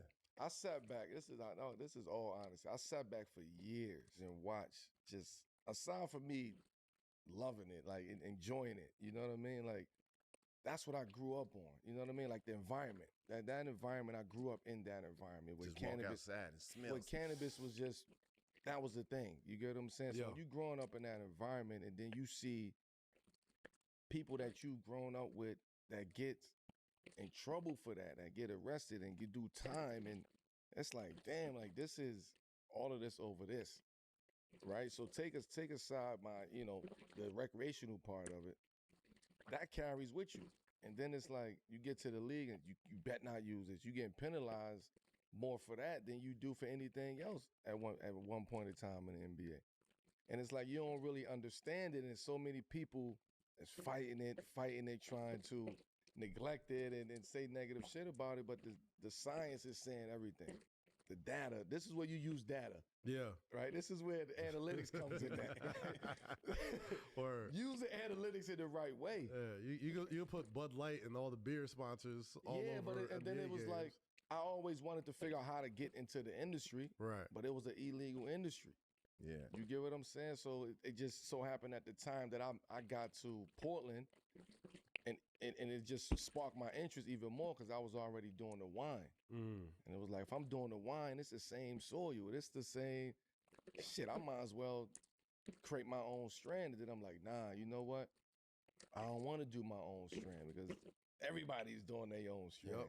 How can I really make it to where as though this is longevity, this is a brand, this is people feel safe when they, when they involved with the brand and they're affiliated with it, the messaging, the storytelling, but most importantly, the actual bud. Yeah. Right? The flower was very curated based off of analytics. You get what I'm saying? Off of what the people are actually out there smoking in different markets. My Portland shit is totally different than the New York shit. New York shit. It's the environment, right? Maryland shit gonna be totally different than New York shit. Bring back that New York sour diesel. You know. Bring that back. I know. Yeah. But like you asked me why I wanted to do it, I just think it's so much bandwidth in the industry as opposed to just a negative connotation. Yeah, there was definitely a stigma about it for a while. Yeah, just a negative stigma about cannabis, and it's like, nah, I use cannabis for healing. I use it for sleeping. I may not smoked it, but I used the bombs. I use the tinctures. I use all the other products. And it helped me be better, helped me recover, it helped me sleep better, helped me travel better, helped me think better. Yeah. Like, so when I get something that's giving me 2%, 2 to 4% on the get better side and the greatness side, that I'm gonna try that. Yeah. You know what I'm saying? And it's not. We need that. Yeah. I know I sound like a real cannabis advocate right now, but I mean, it's real shit. It's real because everybody want to fight it. Sports want to fight it. Teams want to fight it. Organizations want to fight it. It's like, nah. They need to stop all this drug testing for the weed too, man. I'd rather if them you can do get that. high enough and still want to do your job, they should let you have that motherfucker. Of course. I think they should have gave Michael Phelps the extra medal.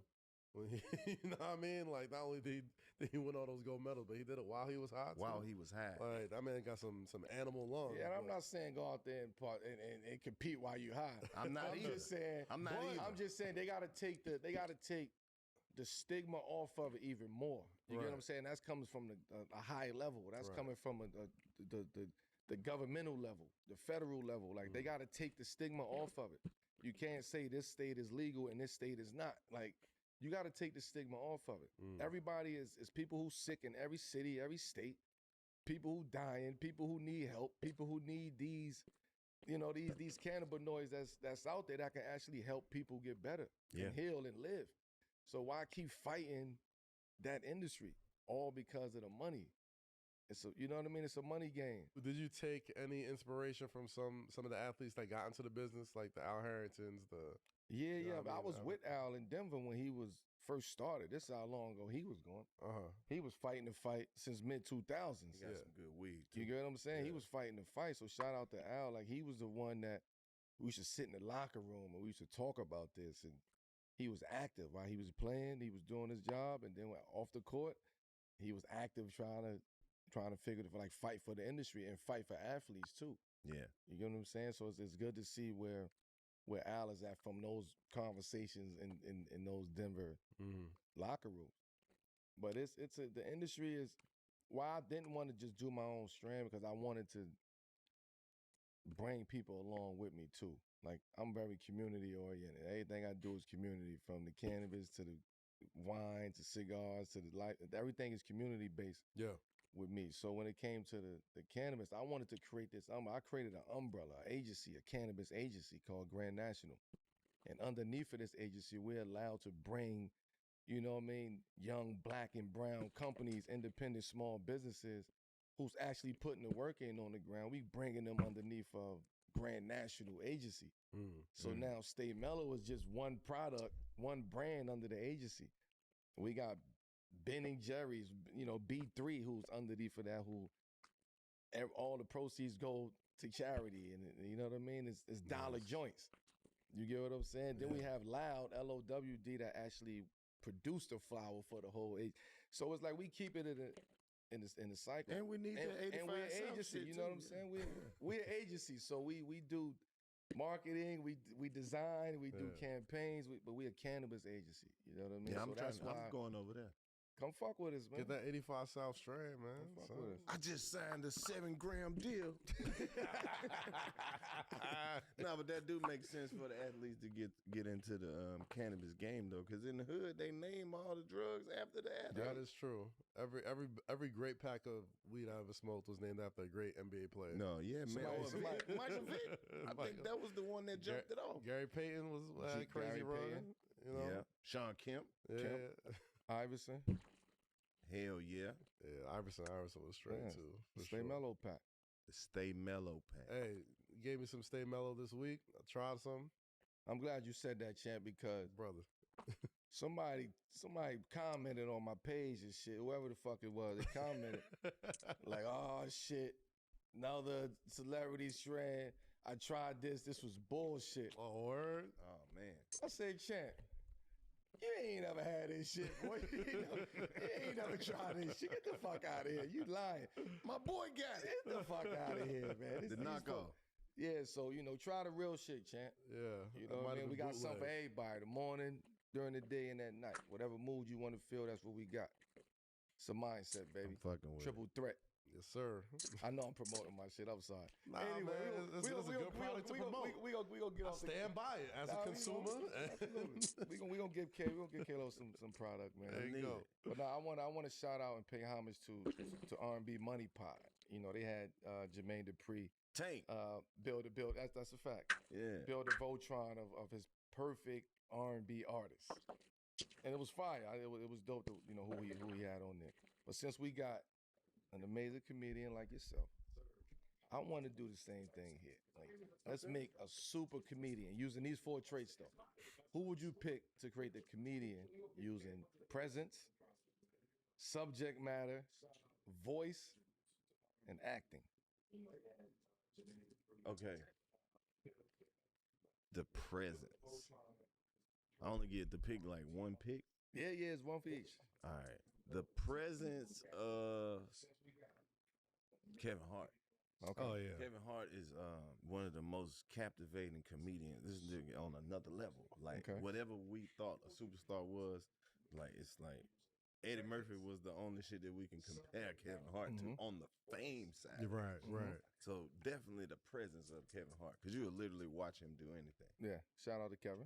The subject matter of Dave Chappelle. I knew he was going to say This is the Dave. perfect Yeah. blend of like hood humor, current events, everything. Like, Intelligence behind the jokes, he's too. he's very smart. Yeah. With the voice of, I don't know. That's a hard one. With the voice, what do you mean? I mean, who like got the distinct- actual like a sound? distinct of it? voice? Same Yeah. voice. Like when you hear that, that's it. That's on. Like, I know Chris Rock's voice is really distinct. Nah, that shit annoying. No disrespect. It's just like after a while, he's just. Okay. No, it's got to be smooth. Some shit you can listen to for hours. Maybe like, What about Bernie Mac? nah, it's not that. It's not that one, because it's got to be. I'm saying like, because it's Bernie Mac. He got different voices. He tell like his inflections be different. Yeah. You got to have a smooth motherfucker like T.K. Kirkland. Okay. Yeah, that's a To good the one. motherfucking K. That nigga, you can listen to that nigga talk shit about anything. Okay. Like his voice make his delivery like super cool. And the acting, Eddie Murphy is the greatest comedic actor of all time. So, Easily. So you Easily. got to do that. That's a fact. Yeah. So pretty much everything you've seen a comedian doing, like as far as acting, like Eddie Murphy has some kind of influence in that. Okay. I know my comedic history. No, that's a fact. I mean, like we said, we've had some incredible comedians come here. Like, But like, I love hearing the reverence everyone has for Eddie. Eddie's like comedians Jordan to everybody, or Kobe. Right. When we have Eddie athletes Murphy coming here, is the GOAT, bro. yeah. The GOAT, bro. He made everybody enjoy Shrek. Like Shrek was already good, but with the donkey, Dr. Doolittle and all that. Dr. Doolittle. Nigga talking to birds and animals. Come on, man. Man. This is Cletus Clump. Cletus Clump. Cletus, Axel bro. Foley, man. Hey, Cletus. Cletus. It's Axel Foley. It's Prince Akeem. Come on, man. Like just iconic roles. throughout his whole Man, life, bruh, Eddie Murphy is funny as hell, bruh. And he's still like, if you get a chance to ever see him do an interview, do a podcast, or anything, he don't do a ton of Anything. podcasts, but he still got it. Like he's still, Eddie would be acting for me. yeah. That's what I'm I saying. I would also put acting. Like I would also put like Richard Pryor Absolutely. acting. But see, he's so good. He don't even count no Yeah, more. so It's I like gotta see. I it's can put like him in every God level. category. He's- there's like the I would God put him levels. at. God I levels. would put him at acting. Okay. Put him okay. at acting. Right. I would put storytelling. I mean, nobody tells stories like Paul Mooney, champ. Yeah. You know what I mean? Like That's nobody. another God level like, right there too. See, like storytelling for me would be like Paul Mooney, and I would have to throw. This gonna fuck people up right here. This might fuck you up. George Carlin. Oh yeah. I mean, come on, George Collins is Like I would have to icon put as him. well. I might throw him in the. You know what I mean? What was the other one? Topic story. What was the list? The presence. Presence. Mm. I'm going with Eddie. I gotta go with Eddie on presence. He just, you know what I mean, red level suit, black, like raw, delirious, like all of that. That presence, Eddie be floating when he walk around. Yeah.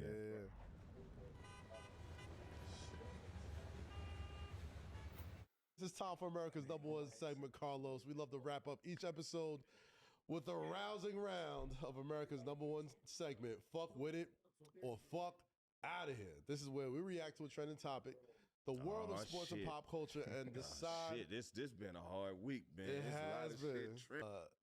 Muppets AI, the latest use of AI to make its rounds on social media. We've seen Mount Rushmore AIs, we've seen the action figure versions, and now we got these Muppet AI joints acting out movie scenes, acting out great sports scenes, and all this type of It's stuff. amazing. I know we got a clip. This AI stuff scares the hell out of me. I love it. You better embrace it. What we got? Oh, I know. I love it. Oh, man. Nah, Jody. Get your ass over here. Jim Henson would not approve of this. Get your ass over here. No, I mean, man. it's kind of just go to show you that you never too old. You don't grow out of that shit. That's true. You're never too old. So That is seeing this for me, just remind me of childhood. And then it's like, as I grew up, I always wondered, like, what if they was a little hood? You know, they've been making little memes with the Elmo Yup. and all this shit for the longest. So just to see this, like, Bert and Ernie and Baby Boy, That's what I'm insane. I'm ready. Somebody do the color purple. Where can I submit my suggestions? Got to get on that Chat GPT. It's very easy, man. Very easy. I'll be on Put there. them prompts in there, and they can Oh, make man. anything with that joint. I would be love asking to do ChatGPT the some color wild purple, shit. champ. Yeah, man. The Shout out color- Mike. I Mike put watched me the whole on. I would thing. love to do the color purple. Like, like in that form right there, where you can just say the whatever the whole fuck you movie. want to say. Oh man. Until you do right by me. That type of shit. Like, gonna Harpo, you black, you bitch ass Harpo, you can't open your mouth and talk to people. you don't keep fucking with me, Harpo. You Sugar sucker ass nigga. All right, man. Fuck with it or fuck out of here. We might as well let Oh, the AI fuck make us Harpo. laugh before it destroys us all. Might as well. Might as I well. like AI, especially when they take the rap songs and make the Motown version. Oh yeah. Yeah, I love that. Drake caught a lot of those during that beef. And the Oh, beat- yeah. the BBL Drizzy. That shit Classic. crazy. Hey, y'all, man, get with it or get left. Yeah, it's the future. Get We left or already get here. right. You know what I mean? Absolutely. We gotta find a way to use it for good, though. We can't just fuck this technology off, making little Sesame Street characters.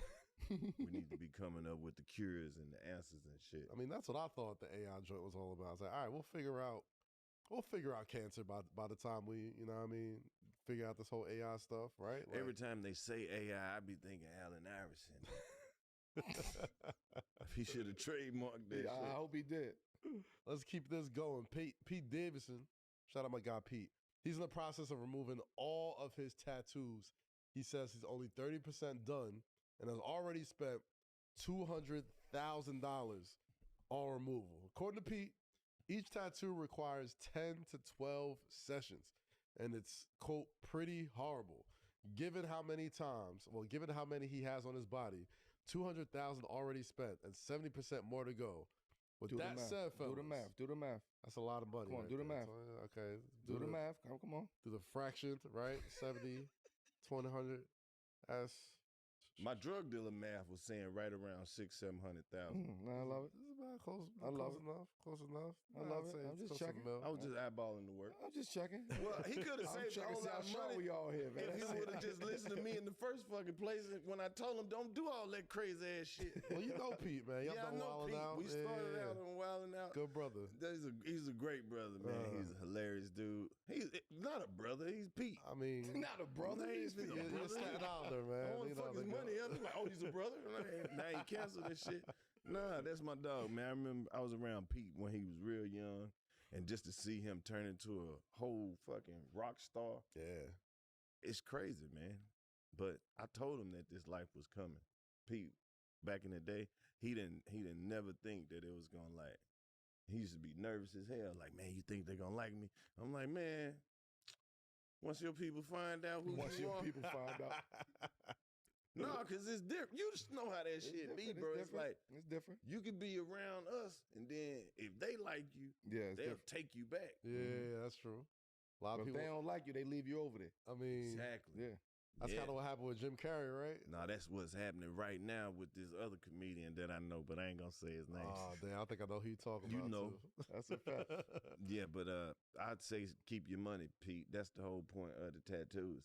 Yeah. And it ain't nothing that you doing in your life that you don't need them. So And not for nothing, some of them tattoos that need to be there at all. spend that bro. much Yeah, money to get them shits took off, and you probably gonna get some more anyway. Them shits is going to my grave. There you go. This 410 tattoo gonna be hanging off. When she gonna be lopsided, hanging off, changing You got a colors. hood tattoo?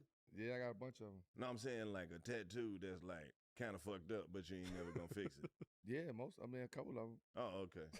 I feel like every black person got that one tattoo is kind of fucked up, but we Yeah. ain't gonna really fix it. I ain't gonna touch some of this shit. Wait, which one? It's do you know? nostalgic. Oh, okay. You know, My cousin I got got he had project got builders that. on my shit. I got all type of shit. I I ain't got this touching one that. cousin. He went and got In God We Trust, but he didn't read the shit right. They left the we out. And God trust. He had to go get so the we smaller than was lower. It's just a little bit smaller than the rest of it. Put a little arrow in between it. It says "we" on Yeah. top of the joint. God damn. Oh man. So I guess long story short, fuck with it or fuck out of here. Are you spending $200,000 Nah, on fuck out of removing here, tattoos? Fuck Nah, out of nah, here. fuck out of here. I'm not doing that. I ain't doing that shit, bro. I just go get some more tattoos. There you go. Get the good ones. Spend. You know, I mean, you making good money. You can spend them on good ones. But I mean, he white though. That shit different. it might be fucking up his. Yeah. The skin? I'm just saying it might not hit the same on white The ink, skin. the ink like fucking that. with the melanin a little different. He might not fuck with that. Nah. You get up and the first thing you see every morning is fucking SpongeBob SquarePants. That's what happens when you get your tattoos too fast. You be committed to some bullshit. You under the sea with Nemo, nigga. They don't even fucking like do this clowns shit. like that. You got all this crazy ass shit on your body. With 2 rotten tomatoes on your elbow and shit. That's stupid. Oh man. Shout out to Pete Davidson. Shout out Pete Davidson. Yo, good luck, man, with the 200K, man. That's You my getting all that dog, shit. You got man. 70% to go, man. Joint Good is luck, man. painful too, man. Apparently, taking all them joints off. Shout out to him, man. You okay, man? We gonna wrap this up, man. I appreciate you coming through the hook. Hey, man, I Mm. appreciate y'all having me, man. This You couch always is good nice. to come on this couch. I definitely will be back. Bring your crew, man. Bring the 85 I boys, will man. tell the crew to definitely come through here. We Yes, coming sir. individually, then we coming together. Okay, all right. Send everybody Individual individual. albums. All right, bet. Yeah. bet. Need some mellow weed. Okay. Um, You need a paqueta. Yeah, that's what it is. Yeah, And yeah. I'm gonna need to borrow one of your coolers for. I got a couple more AAU seasons. Need that, For I the need that, Powerade and all. need that good cooler, the one with the fan on the front that blow out. It's the AC. Let me get that one. Hey, big salute to everything you got going on, man. Indeed, Hell of bro. a career. You definitely a legend, my nigga. We always appreciate you keeping it real hood and being a great representation, bruh. You feel me? So thank y'all for Man, having respect. this platform. Yeah, man. And tell my boy Kai keep doing his thing, bro. You already know. Back Yeah. at you. Back Yeah, at yeah. you. That's the next thing we're doing. We're going to all his games and talking shit. And you too, I know man. you gonna be there. I'll be in there. I'm trying Come on to up. be at the Come on, Carrier man. Dome first game, bro. I'm trying to support. You Yeah, feel me? yeah. We'll be sitting there talking Oh, shit. yeah. Hey, man, hey, you remember? you remember what? You remember, man. You remember that shit. But look at us now. Look That's at a us fact. now. T! What's up, fool? We hollering all across court. That's how we get down. They can't kick us out. We were mellow. Yeah, of course. They shouldn't have let us in here. They know we don't. Come on, it's us. Why you let us in here, bro? Hold up, Brian. Don't step right there. Don't step right there. Don't step right there. Some liquor right here. We waiting on them to bring the napkin. That type shit. What we doing? Oh man, Syracuse. The first game is gonna be nuts. We I bringing already the know. vibe. We gonna bring the vibe. We It's gonna gonna bring be the a good vibe. vibe up in Syracuse. be a good I can't vibe. wait. But Los, We all again, thanks for coming through as always. Congrats on the tour. I know you hitting Atlantic City tonight. Got a couple other Absolutely. spots as well. Obviously, 85 South, incredible show. Can't wait to continue Club seeing what y'all 85 got. South. That's No. all the producers, man. I'm like Ron Burgundy sometimes. I just read what's Absolutely. on it. That's my man. fault. But This was dope. I appreciate you, man. Thank you so much, as always. This is 7 p.m. in Brooklyn, a Wave original presented by FanDuel. As always, subscribe to our YouTube and podcast channels. If you want to continue to support the show, if you want to see it grow, if you want to see it continue to be the best podcast out, no offense, like, rate, review. I was about to say, y'all don't even have a real fucking table yet. We got crates and glass. No, man. y'all can be the best podcast. We do a whole nother thing over there. We do We're a community show. research. This is There a you show. go. Our shit a TV show, but it ain't on TV. There it is. There it is. But whatever, we're coming up with the name, but it's really supposed to be on TV. No, Club 85 South is right there. You can make that. We staying away from clubs right now. I told you this. That's a fact. We don't need no more clubs with nobody talking about nothing. We just Hell let no. all that shit figure itself out right quick. Much love and support to everybody who needs some. Yes, sir. Yes, sir. But as always, for Carlos Miller, for the Hall of Famer Carmelo Anthony, my name is Kazim Famiuide. We catch y'all next You time at always the be hook, trying man. to say your shit fast, bro. What you mean? Don't nobody know what the fuck you get. My name is Kazim Lava Man, what the fuck you saying? Stop saying that shit like everybody know what the fuck you saying, bro. You're not around enough Africans to catch what I'm saying, Africans bro. don't even know what the fuck did he just say. What? Nah, say that shit. The Africans caught my shit, all right? For Kaz, Mello. Nah, say that shit. Famiuide? It's very easy to catch. What? One more time. Famiuide. All right, bro. Come on, man. Hey, bro. My boy Fam Uide. They don't be wanting us to know that shit. You see how he trying to say, hey, I'm Fam Uide. Nah, nigga. Yeah. No, Cash for you slow-ass American motherfuckers with no culture. Just made up a name. That's why Kaz gets all this shit. Nah, man. That's fam, all you good, ain't bro. talk your Thank shit. you. Thank you. I needed to hear that. Yeah, man. Don't never Carlos. shorten your name. Make them say your shit. Hey, man. We'll catch y'all next time on the hook, y'all. Y'all be easy. Yeah, you know all the Africans gonna be like, he is right. Peace.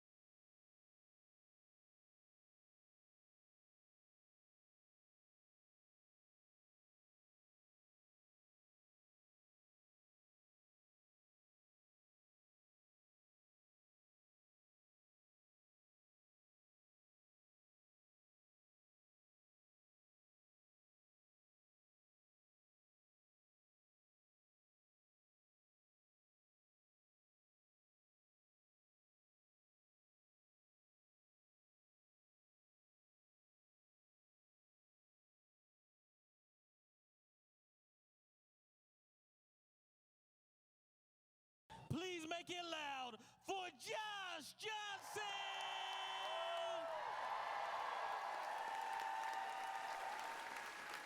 I've been watching a lot of news. Which usually, it's not great. Every once in a while, something will happen that you're like, that's okay. I'll let that slide. It'll be bad news, but it's bad news that you can like live with, you know? Like there's one particular squirrel that's been attacking a bunch of people, and it's like really getting them. It's like the news came. You know how much a squirrel has a scratch? You know how deep it has to get to be newsworthy? Like, the news came and interviewed all these people. So far, he's got like 2 victims. Both people are like, he came right at me. But mostly is bad in a bigger way. Do you know what I mean? Like, okay, this is, I guess, what bothers me the most is who they interview as well. When you're watching the news, you end up watching a lot of rich people, but they won't have anything to do with what's happening, really. So why are you asking what he thinks? He does have money, yes, but like he wasn't even there. That's weird.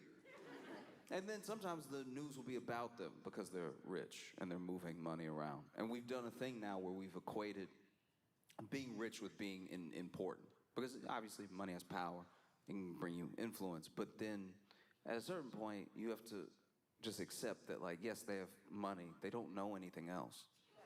Do you know what I mean? Like, and I mean that from a place of like, we have equated having money with being really smart. You must be really smart if you got the money.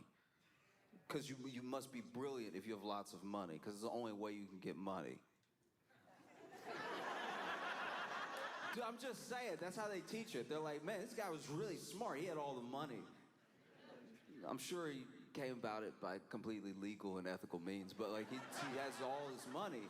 So he's probably really smart. We should just listen to him. And it's like, if that was how you got money, then yes. But it isn't. There's so many different ways to get money. Some people had an idea.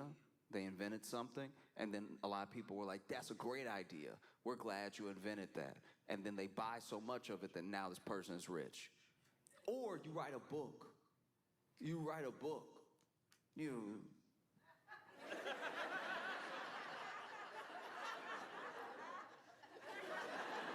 You write a book and everyone likes the book, and then you put the book out and then the book is $20, but then like millions of people like it, which is millions of 20s.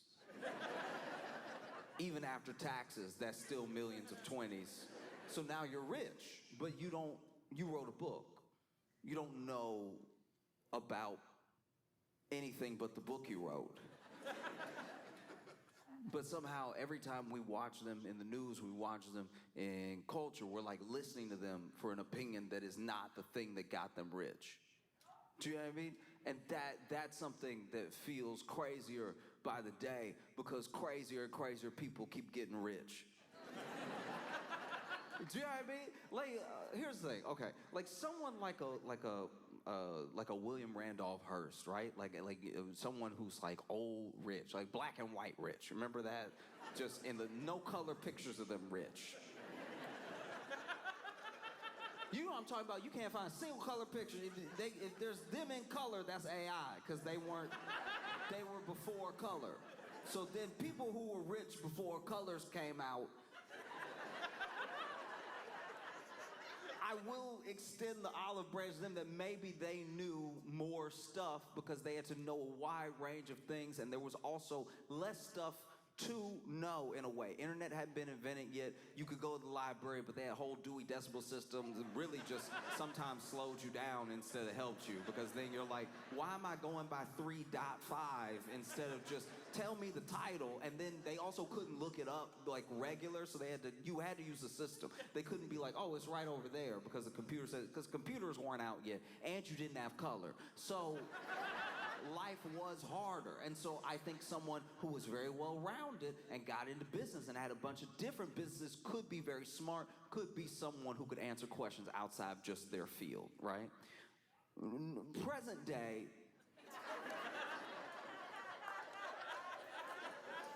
just present day is harder. It's harder to be smart about everything because everyone has access to almost everything.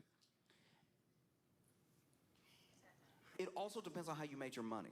Did you make your money from inventing something? Did you write a book? Did you start a company? And then the company was really successful. So successful, you could buy another company.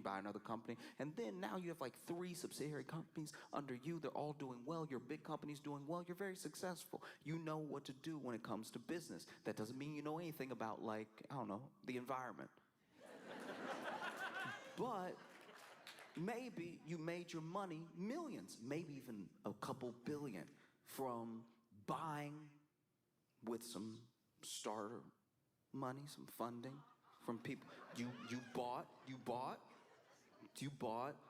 like a pharmaceutical company, and this pharmaceutical company didn't really do anything, and none of the drugs really worked, but you told everybody that they did. You told everybody that they did. You told everybody in a level that kind of made you like a snake oil salesman, like, oh, it's gonna come out soon and it's gonna fix everything. And then people were like, it's gonna fix everything? That's crazy. Almost nobody ever says that because that's pretty illegal to like tell people something's gonna do something, and then that's fraud. So for you to be like doing fraud on the news with your full chest, your company must really do that. And so then you get more investors, you keep doing rounds of, investing, you build up the company, and then it gets to the point where you're like ready to go public with nothing really. You don't even really have a company, and the drugs don't work. But you can either go public and then try to sell the company, you just try to sell the company outright, and then now you get to leave with the money you made from the company that somebody else bought. You scammed. You were scamming. And some people are very good at scamming. Some people are very smart scammers. Like when you watch the documentary later about their scam, you're like, wow. Wow, incredible. Good scamming. It wasn't my money. Delicious. So some people have scammed their way into millions or billions of dollars. Some people have earned it in the way that you can earn it through creating something that people in the market want. So then that builds the money up. And some people just come from money. Some people already had money, but you just didn't know who they were because like their parents had sense enough not to try to be famous. So then they passed them a whole bunch of money, and then they showed up one day and they were like, I'm money. And then it's like, oh, okay, did he make all that money to just have money out of nowhere like that? It's like, no, he's actually really rich. And then you get what we have, Like I had a friend who was talking to me about Elon and was saying he's like this like super genius. He's like this super nerd genius. And I was like, oh, what makes you say that? Like why would you say that or something like it? Like what makes you think... Like, what makes you think he's a super genius? I'm just curious, right? I wasn't even hating. I was just genuinely like, what makes you say that? And he's like, just, like Tesla and everything that he's trying to do with Mars and stuff. And I'm like, oh, okay. I mean, plenty of people try to go to Mars. And that's actually pretty common. I know plenty of people who smoke up on a Friday thinking they can make it to Mars, and some of them go. Some of them have been there.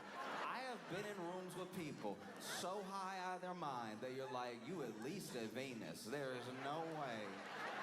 You stopped it. Okay. All right. Oh, I was trying. And trying is important. Everyone, look, if you have a dream, you should try. I want that for everybody. But trying isn't doing. He's not doing Mars. He's trying to go to Mars.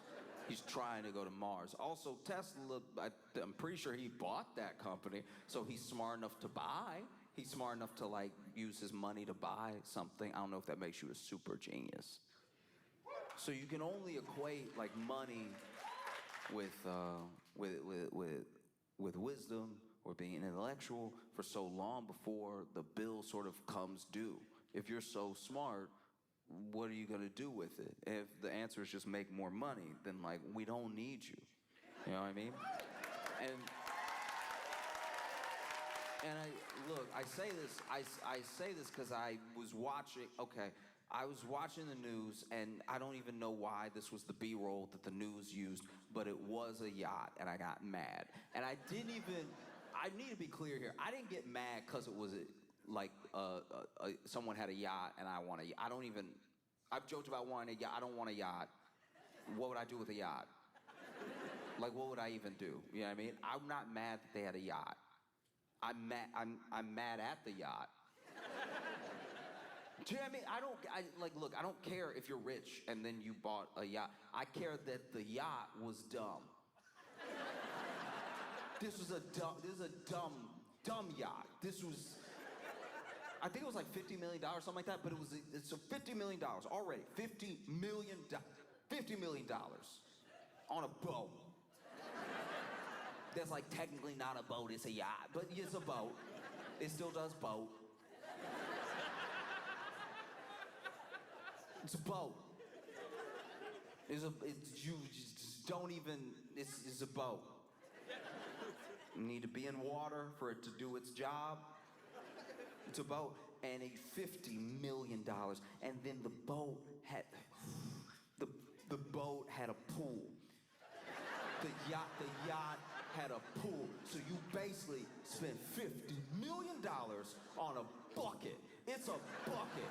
It's a bucket in the water. That's crazy. That's so dumb. That's why you shouldn't have the money. It's not even for like I wish I was coming to you for like a moral reason of like, I can't believe it. I can't believe someone would spend $50 million on a yacht while there are people starving in their country. I'm not even trying to appeal to you like your morality or anything. I'm saying that if you spend $50 million on a boat with a pool in it, you're in the water. You're in the water. The water's here. You're surrounded by water. And you're like, no, but I don't want that water. That's why you should have nothing, actually. That's why I hope for nothing for you. Because to need a pool, you're in the water. If you fell overboard, you'd be able to swim. You want to go for a swim? Just tip over. You'll be swimming. And instead, you had a pool put on a boat. You had a pool installed on a boat. You had different water in your boat with the water surrounded. That is an I don't want to get up to get the remote level of lazy to swim. I could fall overboard and swim and maybe drown, or I could have a pool. I could have a pool and swim in that and maybe drown and maybe and maybe you will and maybe I hope you do. Like it's a pool on a boat. Sounds like a riddle.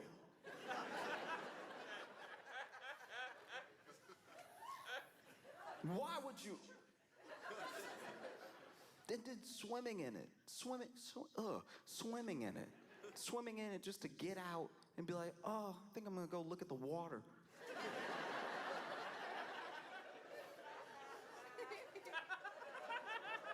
A yacht with an infinity pool on it.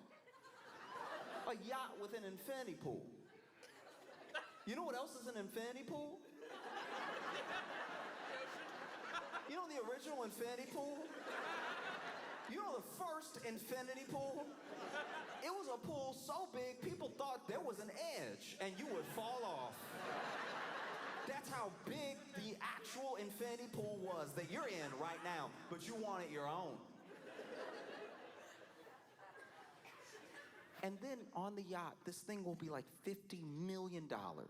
And then they'll give you a little tour of the yacht. I've watched a tour of a yacht before because sometimes I hate watch things. Because sometimes I have a lot of like hate in my heart, and you would think the only way to get hate out is with love, but sometimes it is with an overwhelming portion of hate. Like when you actually indulge in the hate, and then you have so much hate that it is spilling out of you, and then you look at all the hate on the floor and you're like, that was too much. Let me not do that again. But for the level of hate that I had, I did watch a whole like Lifestyles of Rich and Famous type thing. Let me tour my yacht, right? And so the whole time they were touring the yacht, he was showing me basically an apartment, which is kind of cool, but it's only cool because it's a yacht. If we were on land, you'd be like, oh, you're middle class. Like that's what's so insane about a yacht is that it's like you get a tour of the yacht and already there are things that, like, just to be on the yacht make you uncomfortable. So they'll have like 3 tiers.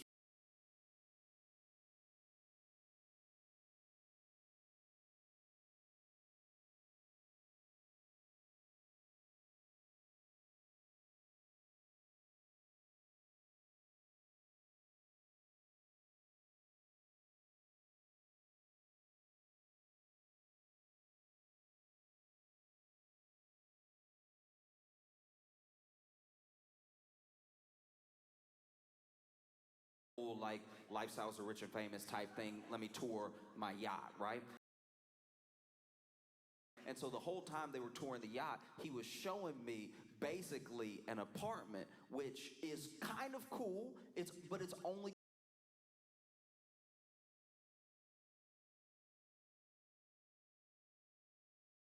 cool because it's a yacht. If we were on land, you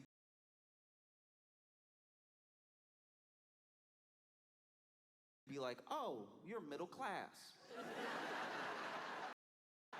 Like that's what's so insane about a yacht, is that it's like you get a tour of the yacht, and already there are things that, like, just to be on the yacht make you uncomfortable. So they'll have like 3 tiers, right? And they'll be walking around the boat, and you see even the cameraman trying to follow the rich person trying to tour the yacht. There's not enough room between the rail and the side of the first floor apartment for you to really walk. So now he's over here being like, we got this one in 2015. Cameraman's trying not to fall overboard, and then he takes you inside and he's like, here's the bed, and the bed is like, fine. It's a bed. It's a bed. A bed. It's not mind-blowing. It's not even $50 million worth of bed. It's just a bed with some floor next to it. So far, my mind isn't blown. Nobody's floating. Nobody's like floating in midair and making it look like a experience worth $50 million. And then, you know, they go up to the next level and they're like, oh, and we have a kitchen here. And it's like, the kitchen isn't a kitchen. It's like a kitchenette. Just like as someone who has lived in Brooklyn for a long time, this is my apartment. Maybe that's also why I'm upset. You put my apartment on a boat and then paid $50 million for it, and we're supposed to think that you're smart. No. No. Why? No, like, you know what I mean? Like, it's also like you're giving yourself away. You already are willing to buy a $50 million yacht while there are people struggling in every country in the world. It really doesn't matter where you're from. And I'm not even telling you what to do with your money. I'm just saying, just know that about yourself, that you're willing to buy a $50 million yacht and show it off as people are struggling in your country, whoever you are, whatever country this is. If you know, right? But then to be like, oh no, I'm just gonna be in international waters for like a kitchenette amount of time. All right, that sounds like crime. That sounds like...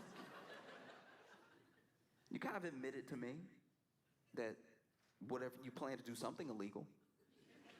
You're like, no, I'm gonna need a lot of supplies and a kitchenette. And I don't even know why I got mad about this, but they had a shower, but the shower wasn't like a shower. It wasn't, you know what I mean? Like, you've been in a nice hotel room with a shower, and you've been like, oh, this is great, and you could... The shower looked a little like prison.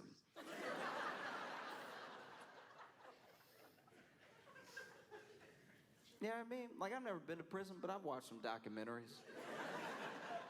And the shower, just like, because they were trying to make it sound like it had all these features. They were like, you know, you can get the waterfall. There's also, you know, a spout that shoots this way, and then you have the one that's like mounted into the wall that just shoots across. And I'm like, okay, if you say so. But in the world of showers, I've taken a lot of showers in my life, right? Every day, and the shower shooting across either screams high school gym or prison. Like, it's... The shower shooting across, just a perpendicular shower is not luxury.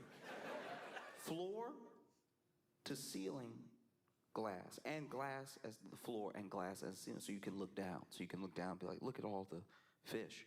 Look at all the, what a mind-breaking, look at all the fish that are passing by. It's like an aquarium. It's like my aquarium. I guess the world is like my aquarium. It's like, no, you're in the aquarium, you idiot. You're the one. You're actually the one that's boxed in. You moron. You're the one that's in the glass. How does that appeal to you? You're the glass. Like, you're the fish. You're the fish. You are the fish. The fish are swimming by like, what is? Oh wow! I didn't know we got a zoo. I had no idea that we had a zoo. You're the fish. That's crazy. Just for the glass. All glass. And the fish swimming by, wondering, wow, even the fish are like, this is what you do with $50 million.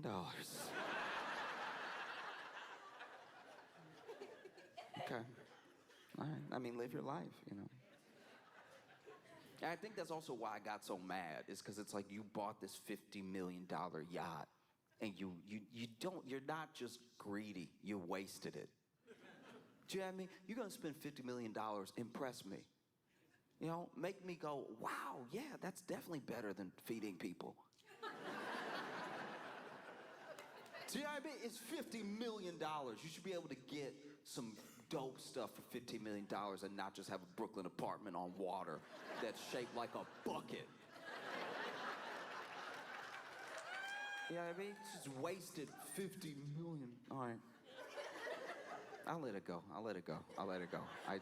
was angry enough about it, and I just needed to let it out. But it's like, at $50 million, like, just the land, you could buy acres of land. You could own a forest. You could own a forest and everything in it. You could go to a forest that you bought with your millions of dollars and walk right up to Bambi and be like, I own you now. Like, that's, you could do that. And instead you're like, no, it's nice to almost drown in a boat. That happened one time. There was a guy who had a yacht, and he had a pool in his yacht, and I don't know if he got like caught cramp or something, but he did like drown in his pool in his yacht. And I read about that, and I was like, and it's probably not a good response to have. That's not nice at all. You shouldn't do that. You shouldn't do what I did, but it did. The laugh escaped. It wasn't like, I wasn't reading being like, ooh, I hope I see that. I was just reading, and then it was like, oh, and oh, okay. Wow. Because it's just, it happened, I think, because we became so genuinely obsessed with money. Like, you know, the U.S., America, we start out as a sort of land of opportunity. People would come here for a fresh start. Usually, it was like a fresh start. It wasn't actually like this land. We have like a money-hungry revisionist history of why people came here. There were people that came here because of religious persecution and for like a fresh start. Because you could get off a boat and just tell them your name was Larry, and they'd be like, all right, and then they'd write it down. There was no, you know what I mean? Like, I don't even know if you get that in human history ever again, to just show up and be like, no, I'm Dave. I don't even know who you're. That's how we got, like, murderers. Like, there was a whole theory that, like, Jack the Ripper may have come to the U.S. That's how fresh of a start you could get. You could flee London after some of the most horrific crimes known to man, show up at Ellis Island, and even say, yeah, I'm Jack. Like, just, you could even tell them that, and they'd be like, all right, good to go. Mr. Rapar?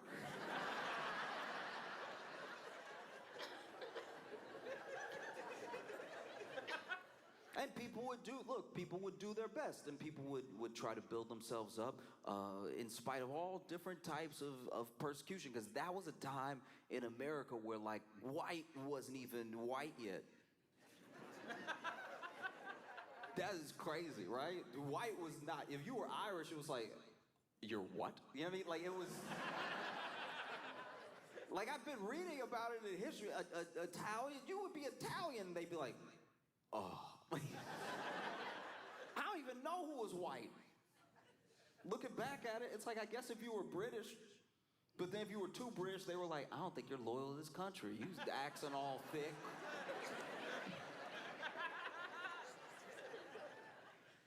Just hate. Everybody was hating everybody. Everybody had to build up as best as they could that came here, especially people who came here with nothing, and then they built themselves. And look, this is where we really started to go awry, on top of already like having slavery and stuff like that. We started to build a system where as long as there was someone beneath me, I was like, I'm fine. It started to become more about who's under you than you even doing well for yourself. It's a thing you see echo today, where there are people who are not doing well, but as long as this person's doing worse, then they're fine, you know?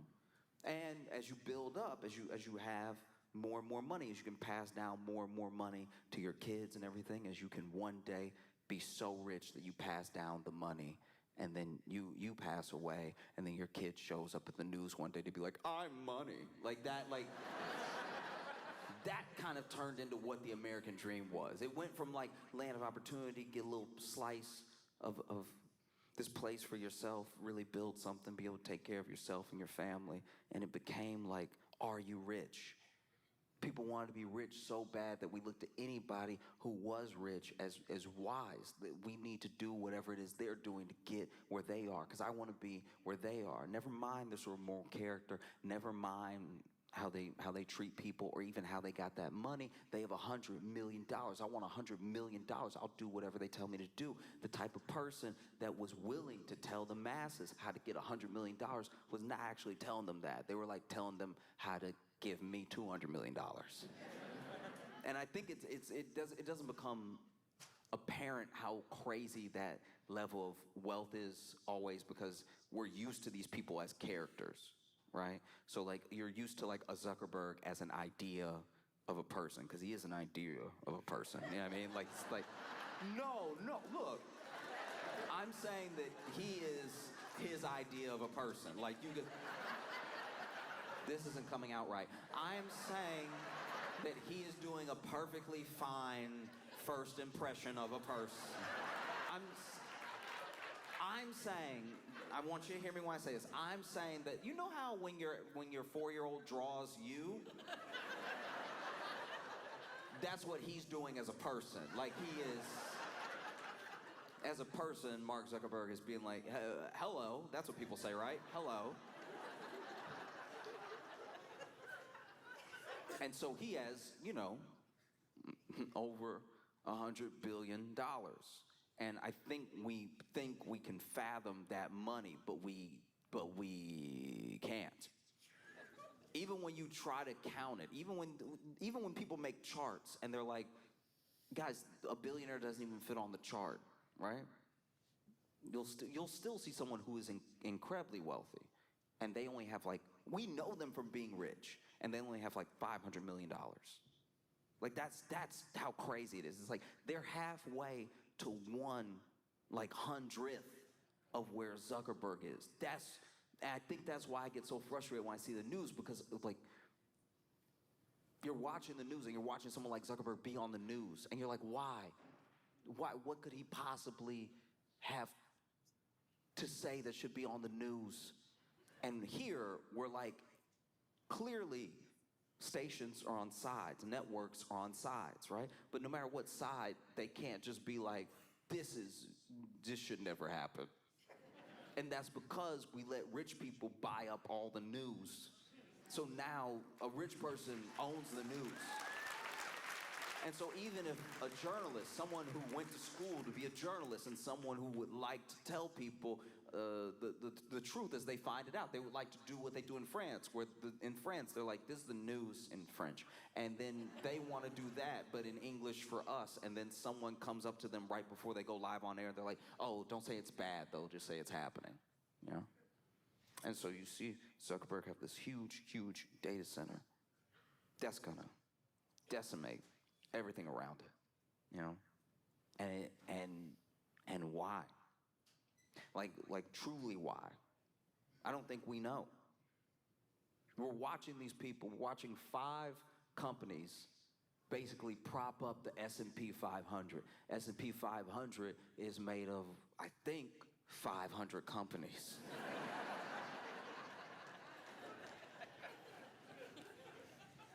Like, make no mistake, without those 5 companies, the market would be correcting. It would be wherever it is supposed to be because of how the other companies are doing, which is how most companies are doing, which means it's how most of America is doing. But we've propped it up with these 5 companies. These 5 companies have gone all in on AI, and they've gone all in on AI in a way that functionally does not make sense. You know, you look at Sam Altman, another candidate for person.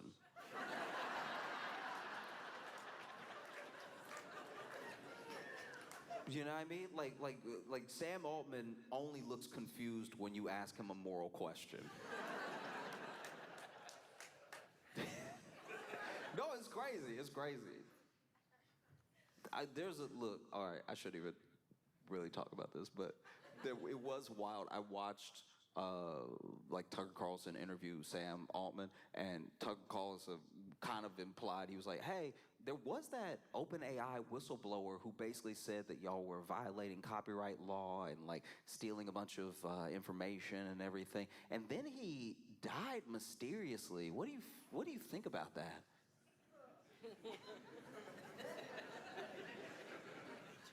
It's weird to watch Tucker Carlson unleashed on somebody you hate. Like, it's...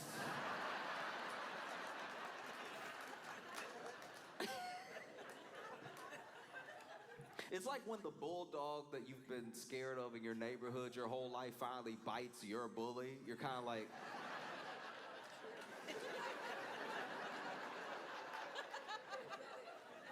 They seem to be canceling each other out right now. I guess if he was gonna bite anybody, it's good that it's him. And you see Sam Altman like clam up.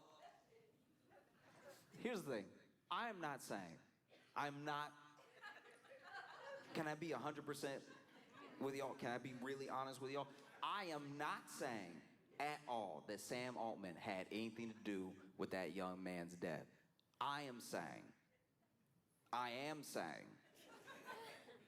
that interview didn't not make it look like it though. Like that.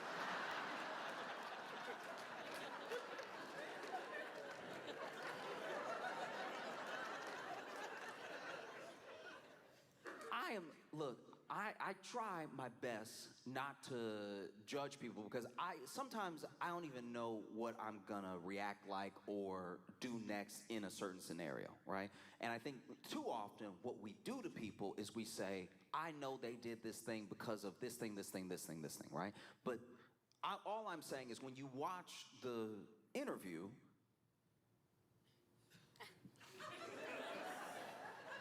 here's the thing. If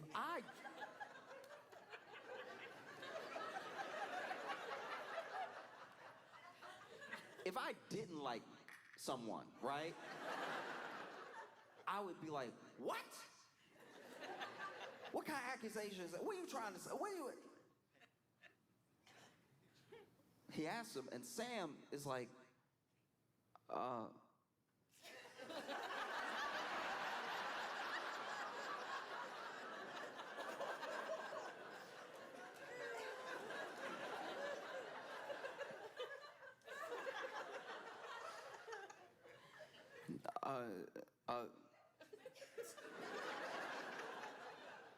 better start saying words soon.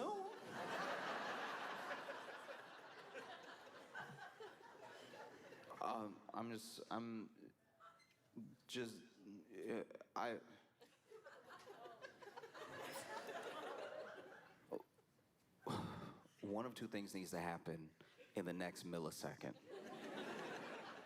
Either you need to start saying, profusely that you had nothing to do with this and like you need to really stake your claim that like you had nothing to do with this and you're maybe even very upset by the line of questioning or something. Or if you are a robot, now would be a good time for your face to like open up, like Men in Black style, and have like a little alien be like, "How dare you?" Right? Like that would be great.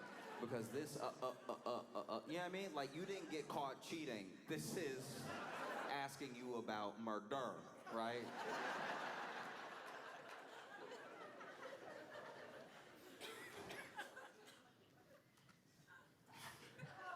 No, none of that. Just a lot of like, you know, it was very sad, and we, you know, actually no.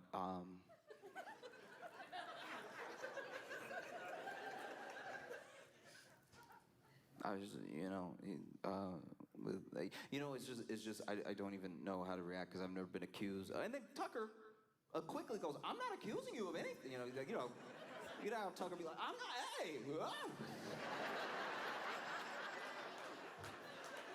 Tucker act like he on a roller coaster at his own interview. What? What?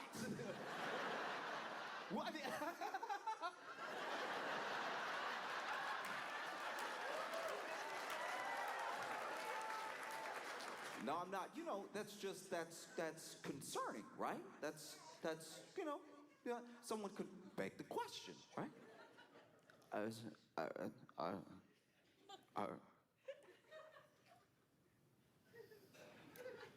And then, you know, look, to be fair, I didn't watch the entire interview. Maybe he came out with a very convincing answer 20 minutes later. But the substantial portion that I watched didn't look great. And I don't know. We have, you know, OpenAI with Sora, with ChatGPT. We have these large language models that are basically meant to take us to like the next level, and it doesn't seem like they're doing that.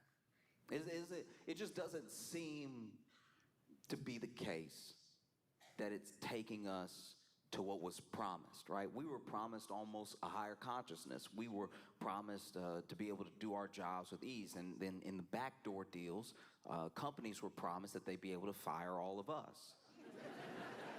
You know what I mean? There were always two simultaneous pitches. One, the pitch to us was like, this is gonna improve your life, it's gonna make you more efficient, it's gonna be faster, it's gonna get rid of menial tasks. The pitch to our bosses was like, he'll be out of here in like 3 months. Come on, man. And so far, AI is failing on both those fronts, you know, because we aren't elevated to some new form of consciousness. If anything, AI is giving people psychosis.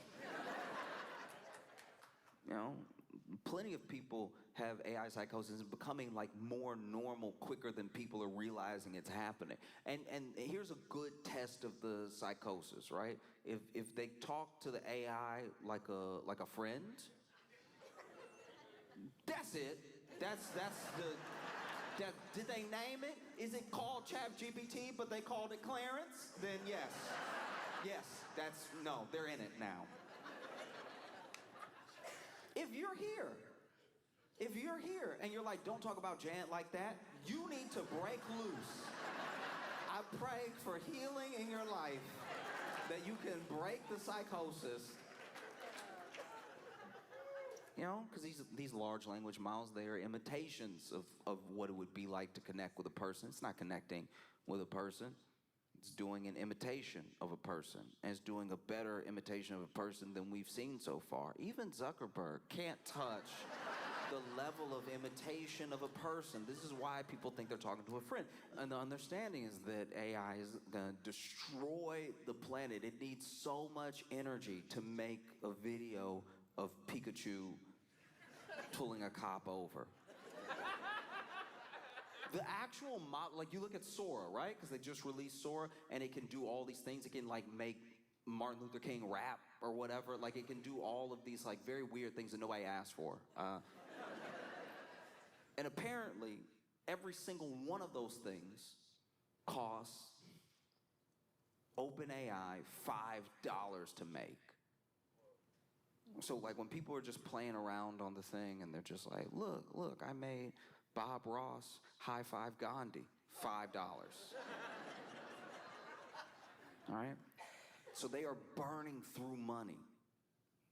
We don't have a sustainable system for the energy. So why keep doing this thing? The theory is that they are doing it because they believe that when they get there, this thing will essentially be some sort of like all-knowing, all-understanding, thinking further, thinking light years ahead of us. It'll basically be God, right? And if they could like own God, then maybe they will be like a God, right? Because you'll basically have the company. You'll have the company that tells you every move to make in the market to own other companies, every move to make to protect yourself from other companies that are come after you. You would be done. You would be, you know what I mean? And that's that's terrifying. That's a terrifying idea that not only that someone would want that, but that they would barrel towards it at the risk of burning up the planet, of taking up all of the water, of it, like it's an insatiable need for like power, for control, for influence. And then you watch the news and you see that these same people, these people that don't even know how to act like people, spend millions of dollars on a yacht that is basically a bucket. It's a bucket. It is. That's how you know they don't know anything. This is what you spent the money on, knucklehead?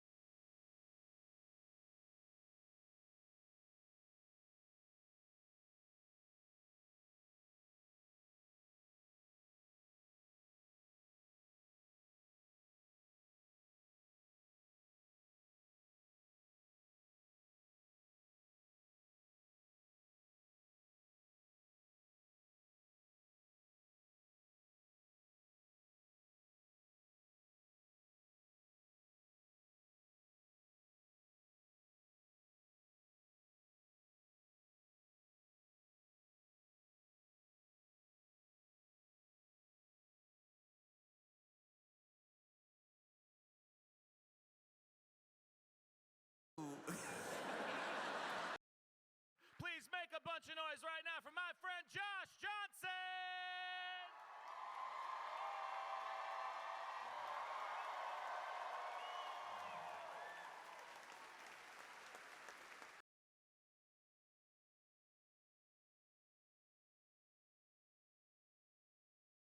White people must love him. I watch a lot of true crime documentaries and series and stuff, and I like to watch the ones that, as best as possible, don't involve murder, because genuinely, I'll be like, oh, this is wild, but this is also very sad. So I like the ones where it's like a robbery. You know what I mean? I like when it's like a huge drug bust, something you can really sink your teeth into without being like, oh, there is a family to be sad for. You know what I mean? And what I love is the process of when when the person is sure they're not going to talk. You know what I mean? They'll bring somebody in, and when the person gets brought in, some people really hang tough. Some people, you know, door slams behind them. I've never been to jail, but I hear the doors are heavy. Door slams behind them. They actually get more tough. They sit in an interrogation like, what? I'm not gonna tell you nothing. You want something out of me? You got the wrong one, okay? And then there's other people, that door slams, and as soon as it slams, they're like, listen, I wasn't there, all right? It was Robert. It was Terry, Robert and Terry. It was their plan anyway. If anything, I'm an innocent bystander. I was just in the car. Y'all know when y'all arrested us, I was in the back seat. That's for a reason. I wasn't even the getaway driver. I thought we were going to McDonald's. Like, just, there are some people who snitch so fast. Even the police can't write it down fast enough. Police are like, well, we got it on tape too, but yeah, this is too fast for the shorthand.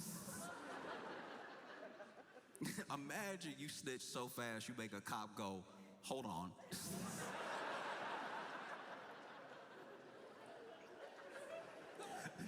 Take a breath.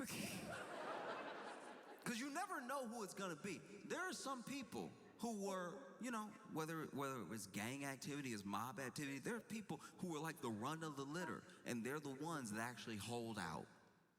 They're like, I'm not telling you anything. I don't even think you have enough on me. Let's play. Let's roll the dice.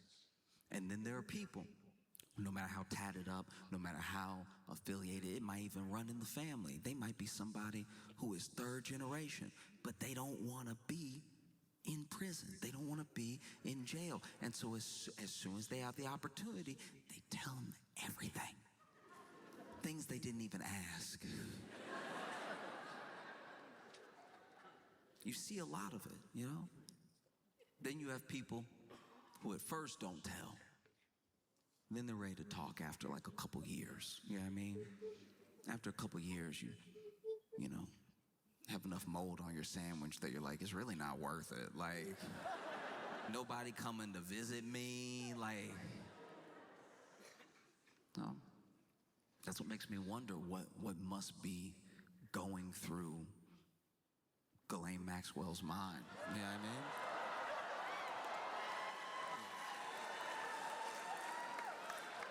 Look, I'm no legal expert, but I do find it wild that in this supposed cabal, this supposed billionaire ring of predators, that the only one you caught is the one you're ready to make a deal with. And a deal for what? You know what I mean? Exposing more names? Bringing other people down? Probably not. Probably just being bribed to not say the president's name. You know?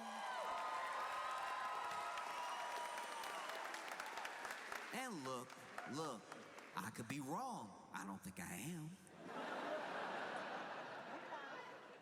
Because you've already seen Trump float the idea of pardoning Ghislaine Maxwell. We even know from old tapes they thought about pardoning her way back when she got sentenced. you know? And yeah, no, I agree. I'm not a fan of it. She's not here. I'm not a fan. The boo.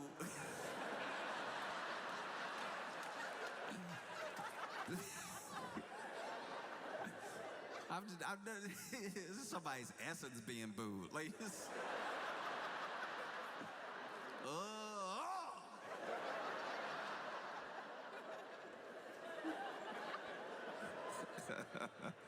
No, it is genuinely insane what's happening because, you know, Trump floated the pardon. He even was asked by the press if he would pardon Ghislaine Maxwell, and he goes, look, I could, but let's not talk about it right now. What an insane thing to say. You got asked a yes or no question, and you somehow answered worse than yes or no.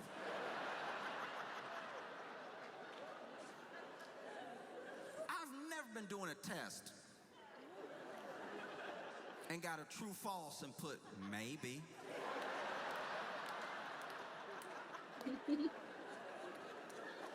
I don't know, you the teacher, you tell me.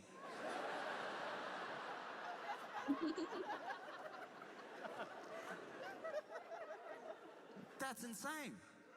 Already floated a pardon in front of us, maybe to gauge our reaction. Maybe if there's not enough outrage, the pardon will go ahead. And then DOJ goes, have a conversation with Ghislaine Maxwell.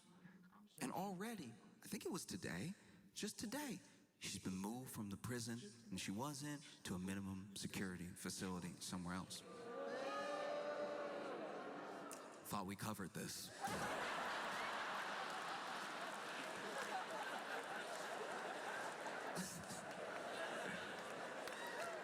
I too hope she can feel your booze. I hope booze work like laxatives, you know. Ghislaine Maxwell just sitting in jail right now. You know, booze don't travel that fast, and so it comes in waves out of nowhere. She's having a conversation. Oh yeah, Trump and Epstein were there. Ooh. That's my hope. No idea if that's the case. But, you know, you see this sort of thing happening. It feels insane. It feels insane to watch in real time. This is the only person, the one person that got caught, the one person that's being held accountable. And everybody's so obsessed with, like, the idea of a list or more people or whoever they want to be on the list being on the list that they forget that there were real people that deserve justice. And the idea that the only person that we've so far got might go free is it's unacceptable, you know? Because you see Trump floating, pardoning Ghislaine Maxwell, and I can't imagine what it must be like to be a Trump aide. Like your nose must bleed every day. It's like, yeah, I'm thinking of pardoning Ghislaine Maxwell, and the aide is like, what? I asked you what you want for breakfast.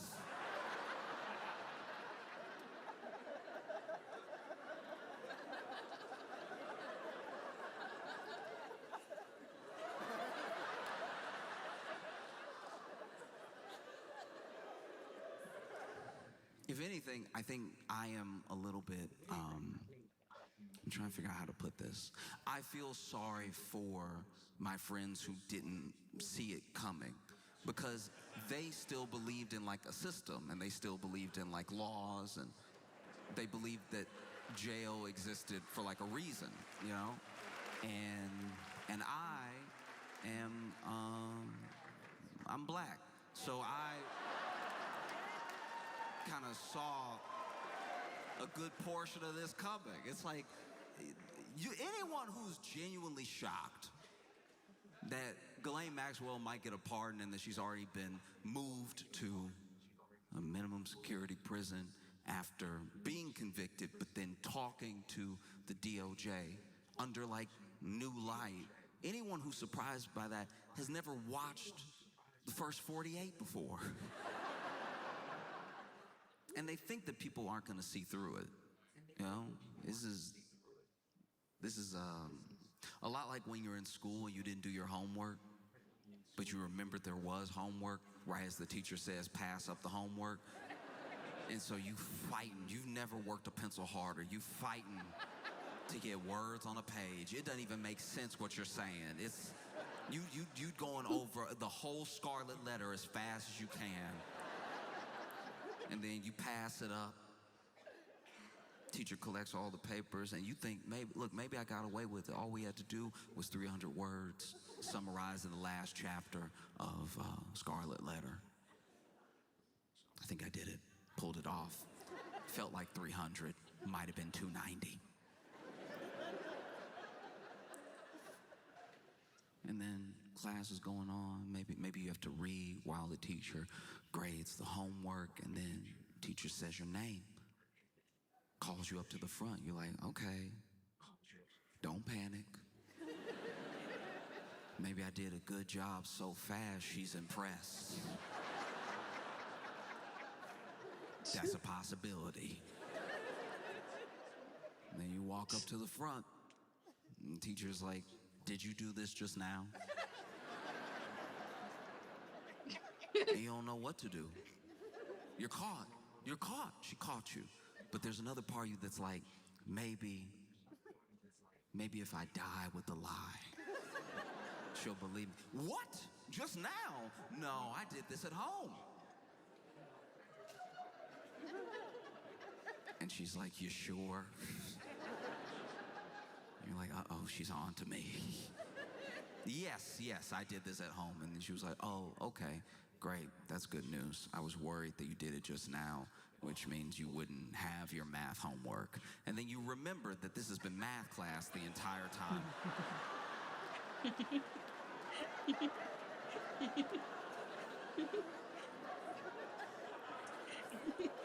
That at least feels like what Trump is going through.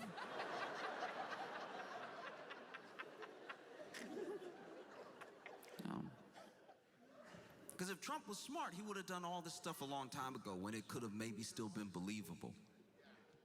But now, everybody sees through it.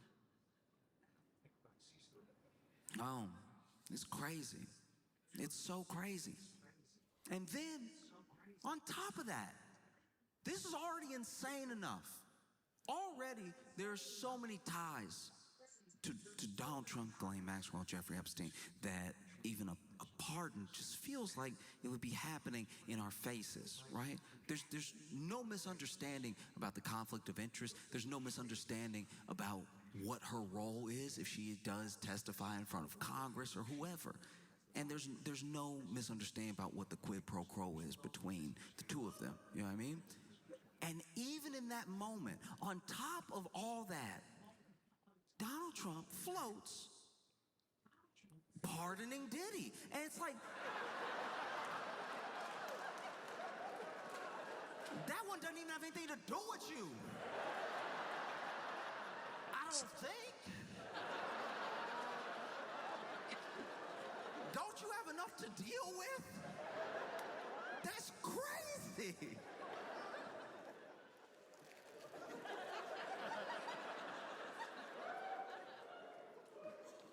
As someone who is not in jail, I'm sweating about everybody who's about to be out of jail. This is insane. Oh. Oh, so then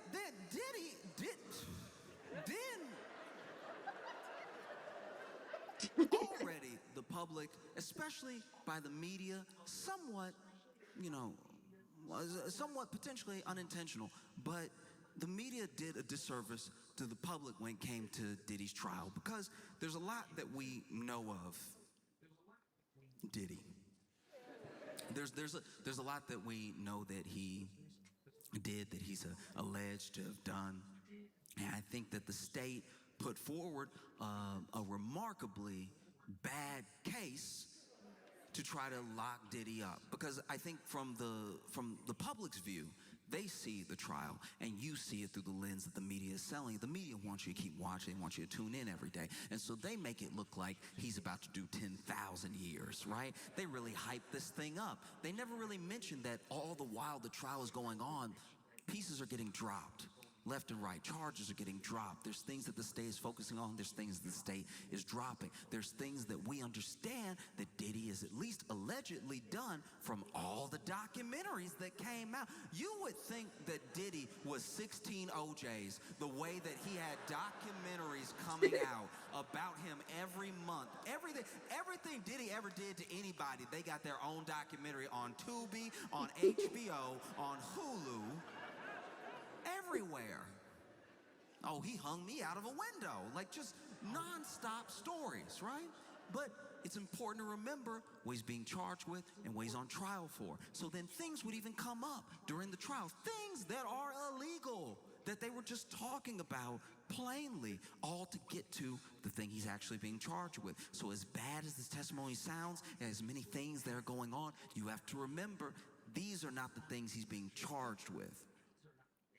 And I think that media got carried away. I think the news got carried away because they finally had something juicy, something big, something that they knew was going to last for days, weeks, months, that wasn't the same old stuff, something that had a bunch of intrigue in it. Apparently, there's all these tapes. Apparently, he has all this blackmail on all of Hollywood. There's all these things that were supposed to be coming out during the trial, you know?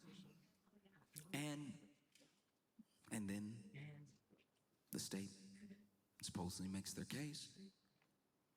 They read out the verdict. Everyone is sure that this man is about to do 10 million years. And then they read the first one, not guilty. And they start reading them, and there's 5 charges, and 3 of them not guilty. The 3 that carried the most weight, the 3 that had like a minimum 15, 20 years, you know?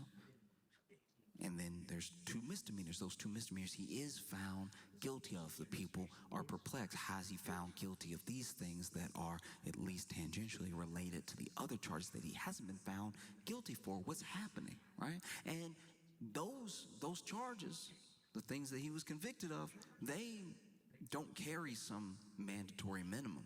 You know, he could get time served. He could get up to 10 years. He could still do 20 years.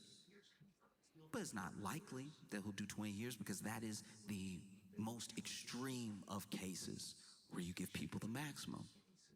And I even rewatched a little bit of the reading of the verdict, and I just thought to myself, could get time served. Why would you bother pardoning him? Like, he might already be walking out of jail that day. That's such a crazy thing to do. You don't have enough going on with everybody thinking you were like on an island 152 times or whatever. To be a Trump aide, you must need heart medication, because they already try to convince him, look, that looks bad if you just pardon Ghislaine out of nowhere after all this time and everything, after everything she knows, and the pictures that y'all are in together, all the pictures that you're in together, all the pictures that you're in together, all the pictures that you're in together, all the pictures that you're in together, the other pictures that you're in together, the pictures that you're in together, all of the pictures that you're in together, plus, she did have 19 phone numbers for you. That's not a good look either. And then Trump says, I see what you're saying. I understand. All right, look, what we're gonna do, we do best, all right? Gonna run a little interference. We're gonna run a little distraction, okay? And we're also gonna pardon Sean Diddy Combs at the same time.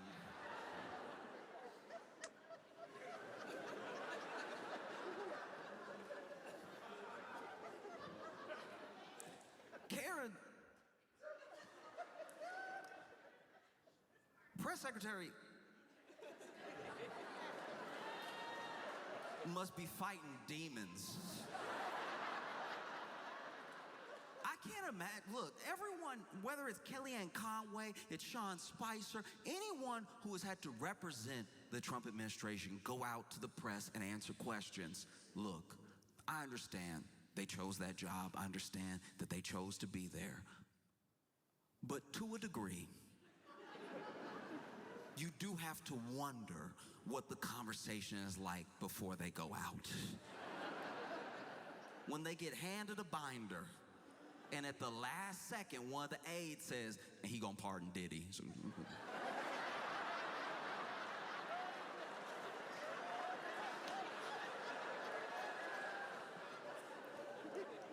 no matter who it was, whether it was Sarah Huckabee Sanders, anyone who has represented the administration on the news or in the press room or anything like that, there's at least been 1 or 2 days where they had a 1,000-yard stare because they were like, how am I gonna pull this together? Because look, things came out during Diddy's trial, things that made you think, of course, this jury is gonna find this man guilty. They have to. Look at everything that they've heard, but you gotta remember the things he was on trial for and the things that they heard didn't always line up. There was one day of testimony that truly blew me away in that case, and that's hard to say because plenty of those days were rough to listen to. But there is one day in particular that has stuck with me in a different way than the other days. It was the day that Kid Cudi testified. Now, famously, still somehow allegedly,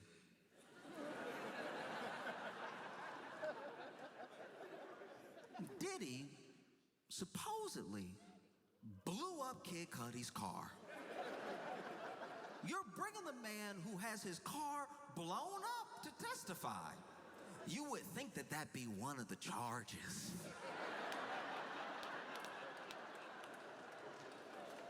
I've never blown up a car in my life. But if I was brought to court to sit and hear testimony of my crimes, I would imagine the car blowing up would be one of them listed. Anyway, they bring in Kid Cudi. Kid Cudi's testifying about the timeline when he dated Cassie, things that happened between him and Diddy. And then he describes a day that is truly harrowing. Kid Cudi is testifying that while he was gone, he was actually, I believe, spending some time with Cassie, that Diddy hears about the relationship, is very upset about it, and Diddy went to and broke into Kid Cudi's house, right? So already, Diddy in your home, that's terrifying.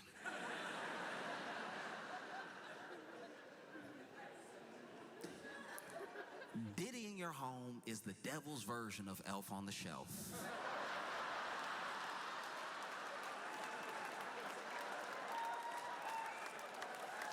You don't know what he gonna do. You don't know where he gonna be.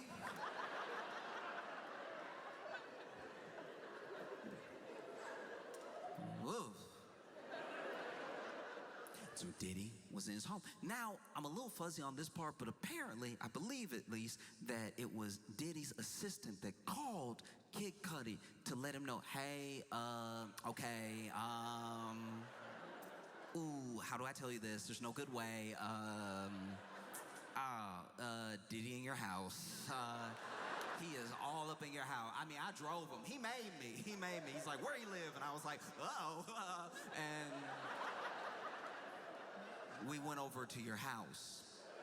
And so he's in your house. I'm not now. I'm outside. You know, he told me to wait here. I don't know what he gonna do. And so, Kid Cudi rushes home. And not only is he rushing home, he actually, this is at least as I understand it, must have Diddy's number because they had a conversation. And he was like, yo, you in my house? You in my house? Bass in voice, ready to beat somebody down. You in my house?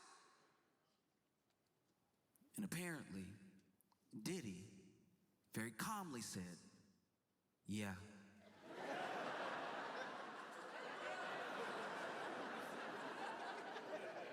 Cudi better than me. If it was me, I wouldn't have a home anymore. If it was me, I'd be like, all right, then you got it. Then that's I mean, if you're already there.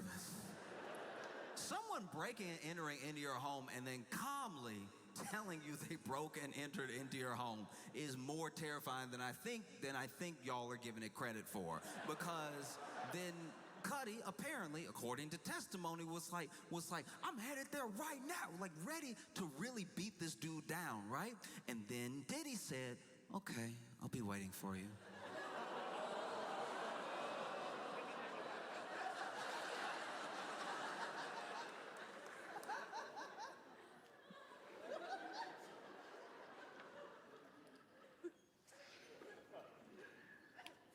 I wasn't in court. I had to read all this, and I haven't read a novel by Stephen King scarier than what I read between the two of them. Kid Cudi gets home, Diddy's gone. He walks into the house. Now, that's braver than me. I would assume he's already planted a bomb somewhere. But Kid Cudi walks into the house, is looking around, assessing the damage, and while Diddy was there, he put Kid Cudi's dog in the bathroom, then opened all his Christmas presents and left. That is so insane. We are dealing with pure evil. That is so insane. Open all his Christmas presents.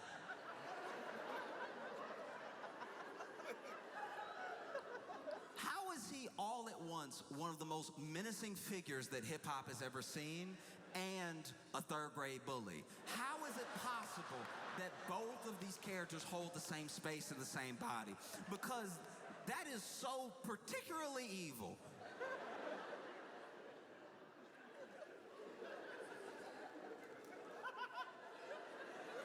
He said, I walked over, Christmas presents unwrapped. I opened the bathroom door, my dog confused.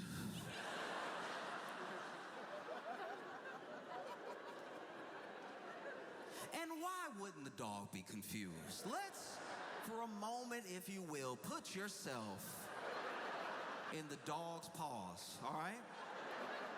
You're a dog. You a dog. You're a dog. And you're at home, chilling, as you should be. And then the door opens. Oh, Papa? No, it's not the owner that you love. It's Sean Diddy Combs. I don't know what type of dog Cudi has. I don't know if it's a Scooby-Doo type dog, but I imagine any dog would be like, ready?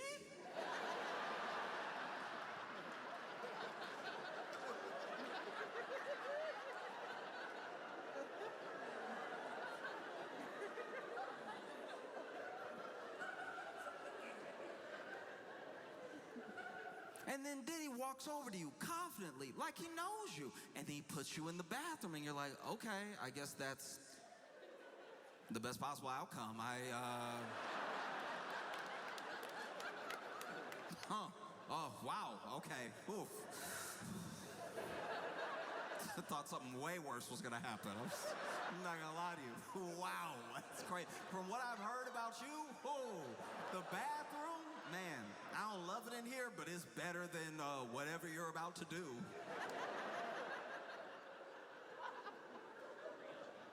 And then Sean Diddy Combs opens all the Christmas presents and goes, well, my work is done here, and exits.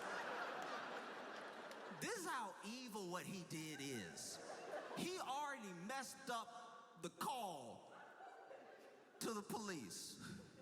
Because now you're going to call the police and have to explain to the police that the only thing that Diddy stole from you was wonder.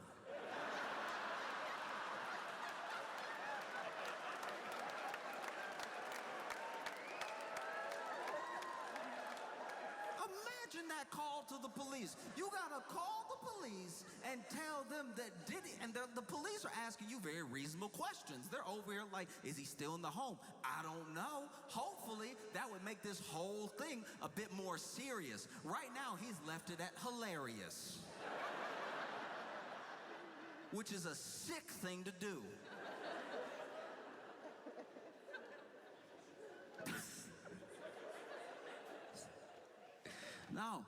No, it's truly insane.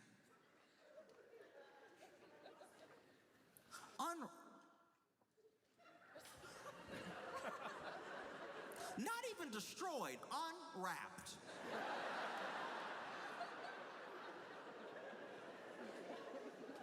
I can't leave this alone until y'all recognize how dirty this is. Imagine. Lots of people here celebrate Christmas. Lots of people exchange Christmas gifts. Imagine if you came home and there just wasn't paper. And now everybody in the family either like happy or disappointed, like, oh, you got me the Theragun that all right, we're like a couple months out, so can I have it now, I guess?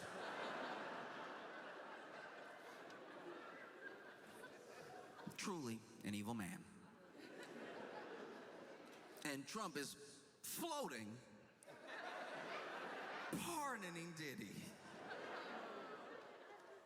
Even before, this is what's odd, even before this Epstein stuff popped up, Trump had floated the idea of pardoning Diddy mid-trial. And I was like, I didn't know they went together like that. That's weird. Imagine being a white man in your 80s and your favorite rapper is Diddy.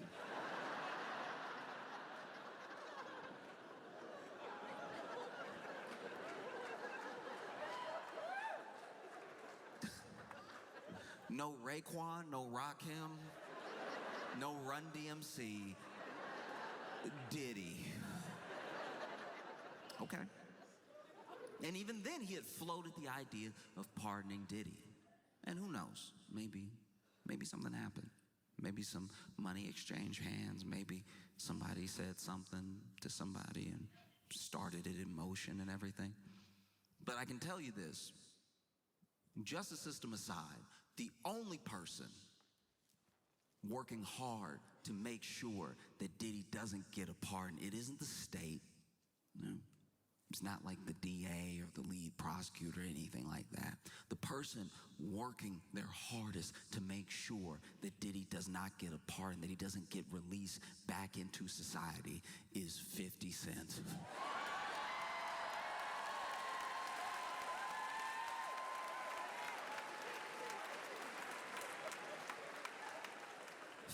$50 Cent was so excited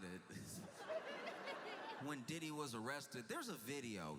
You can watch the video. It's about 8 seconds long, but it's very, very funny. And it is 50 Cent laughing in the car when I guess he heard the news that Diddy had been arrested. And this man is chuckling. The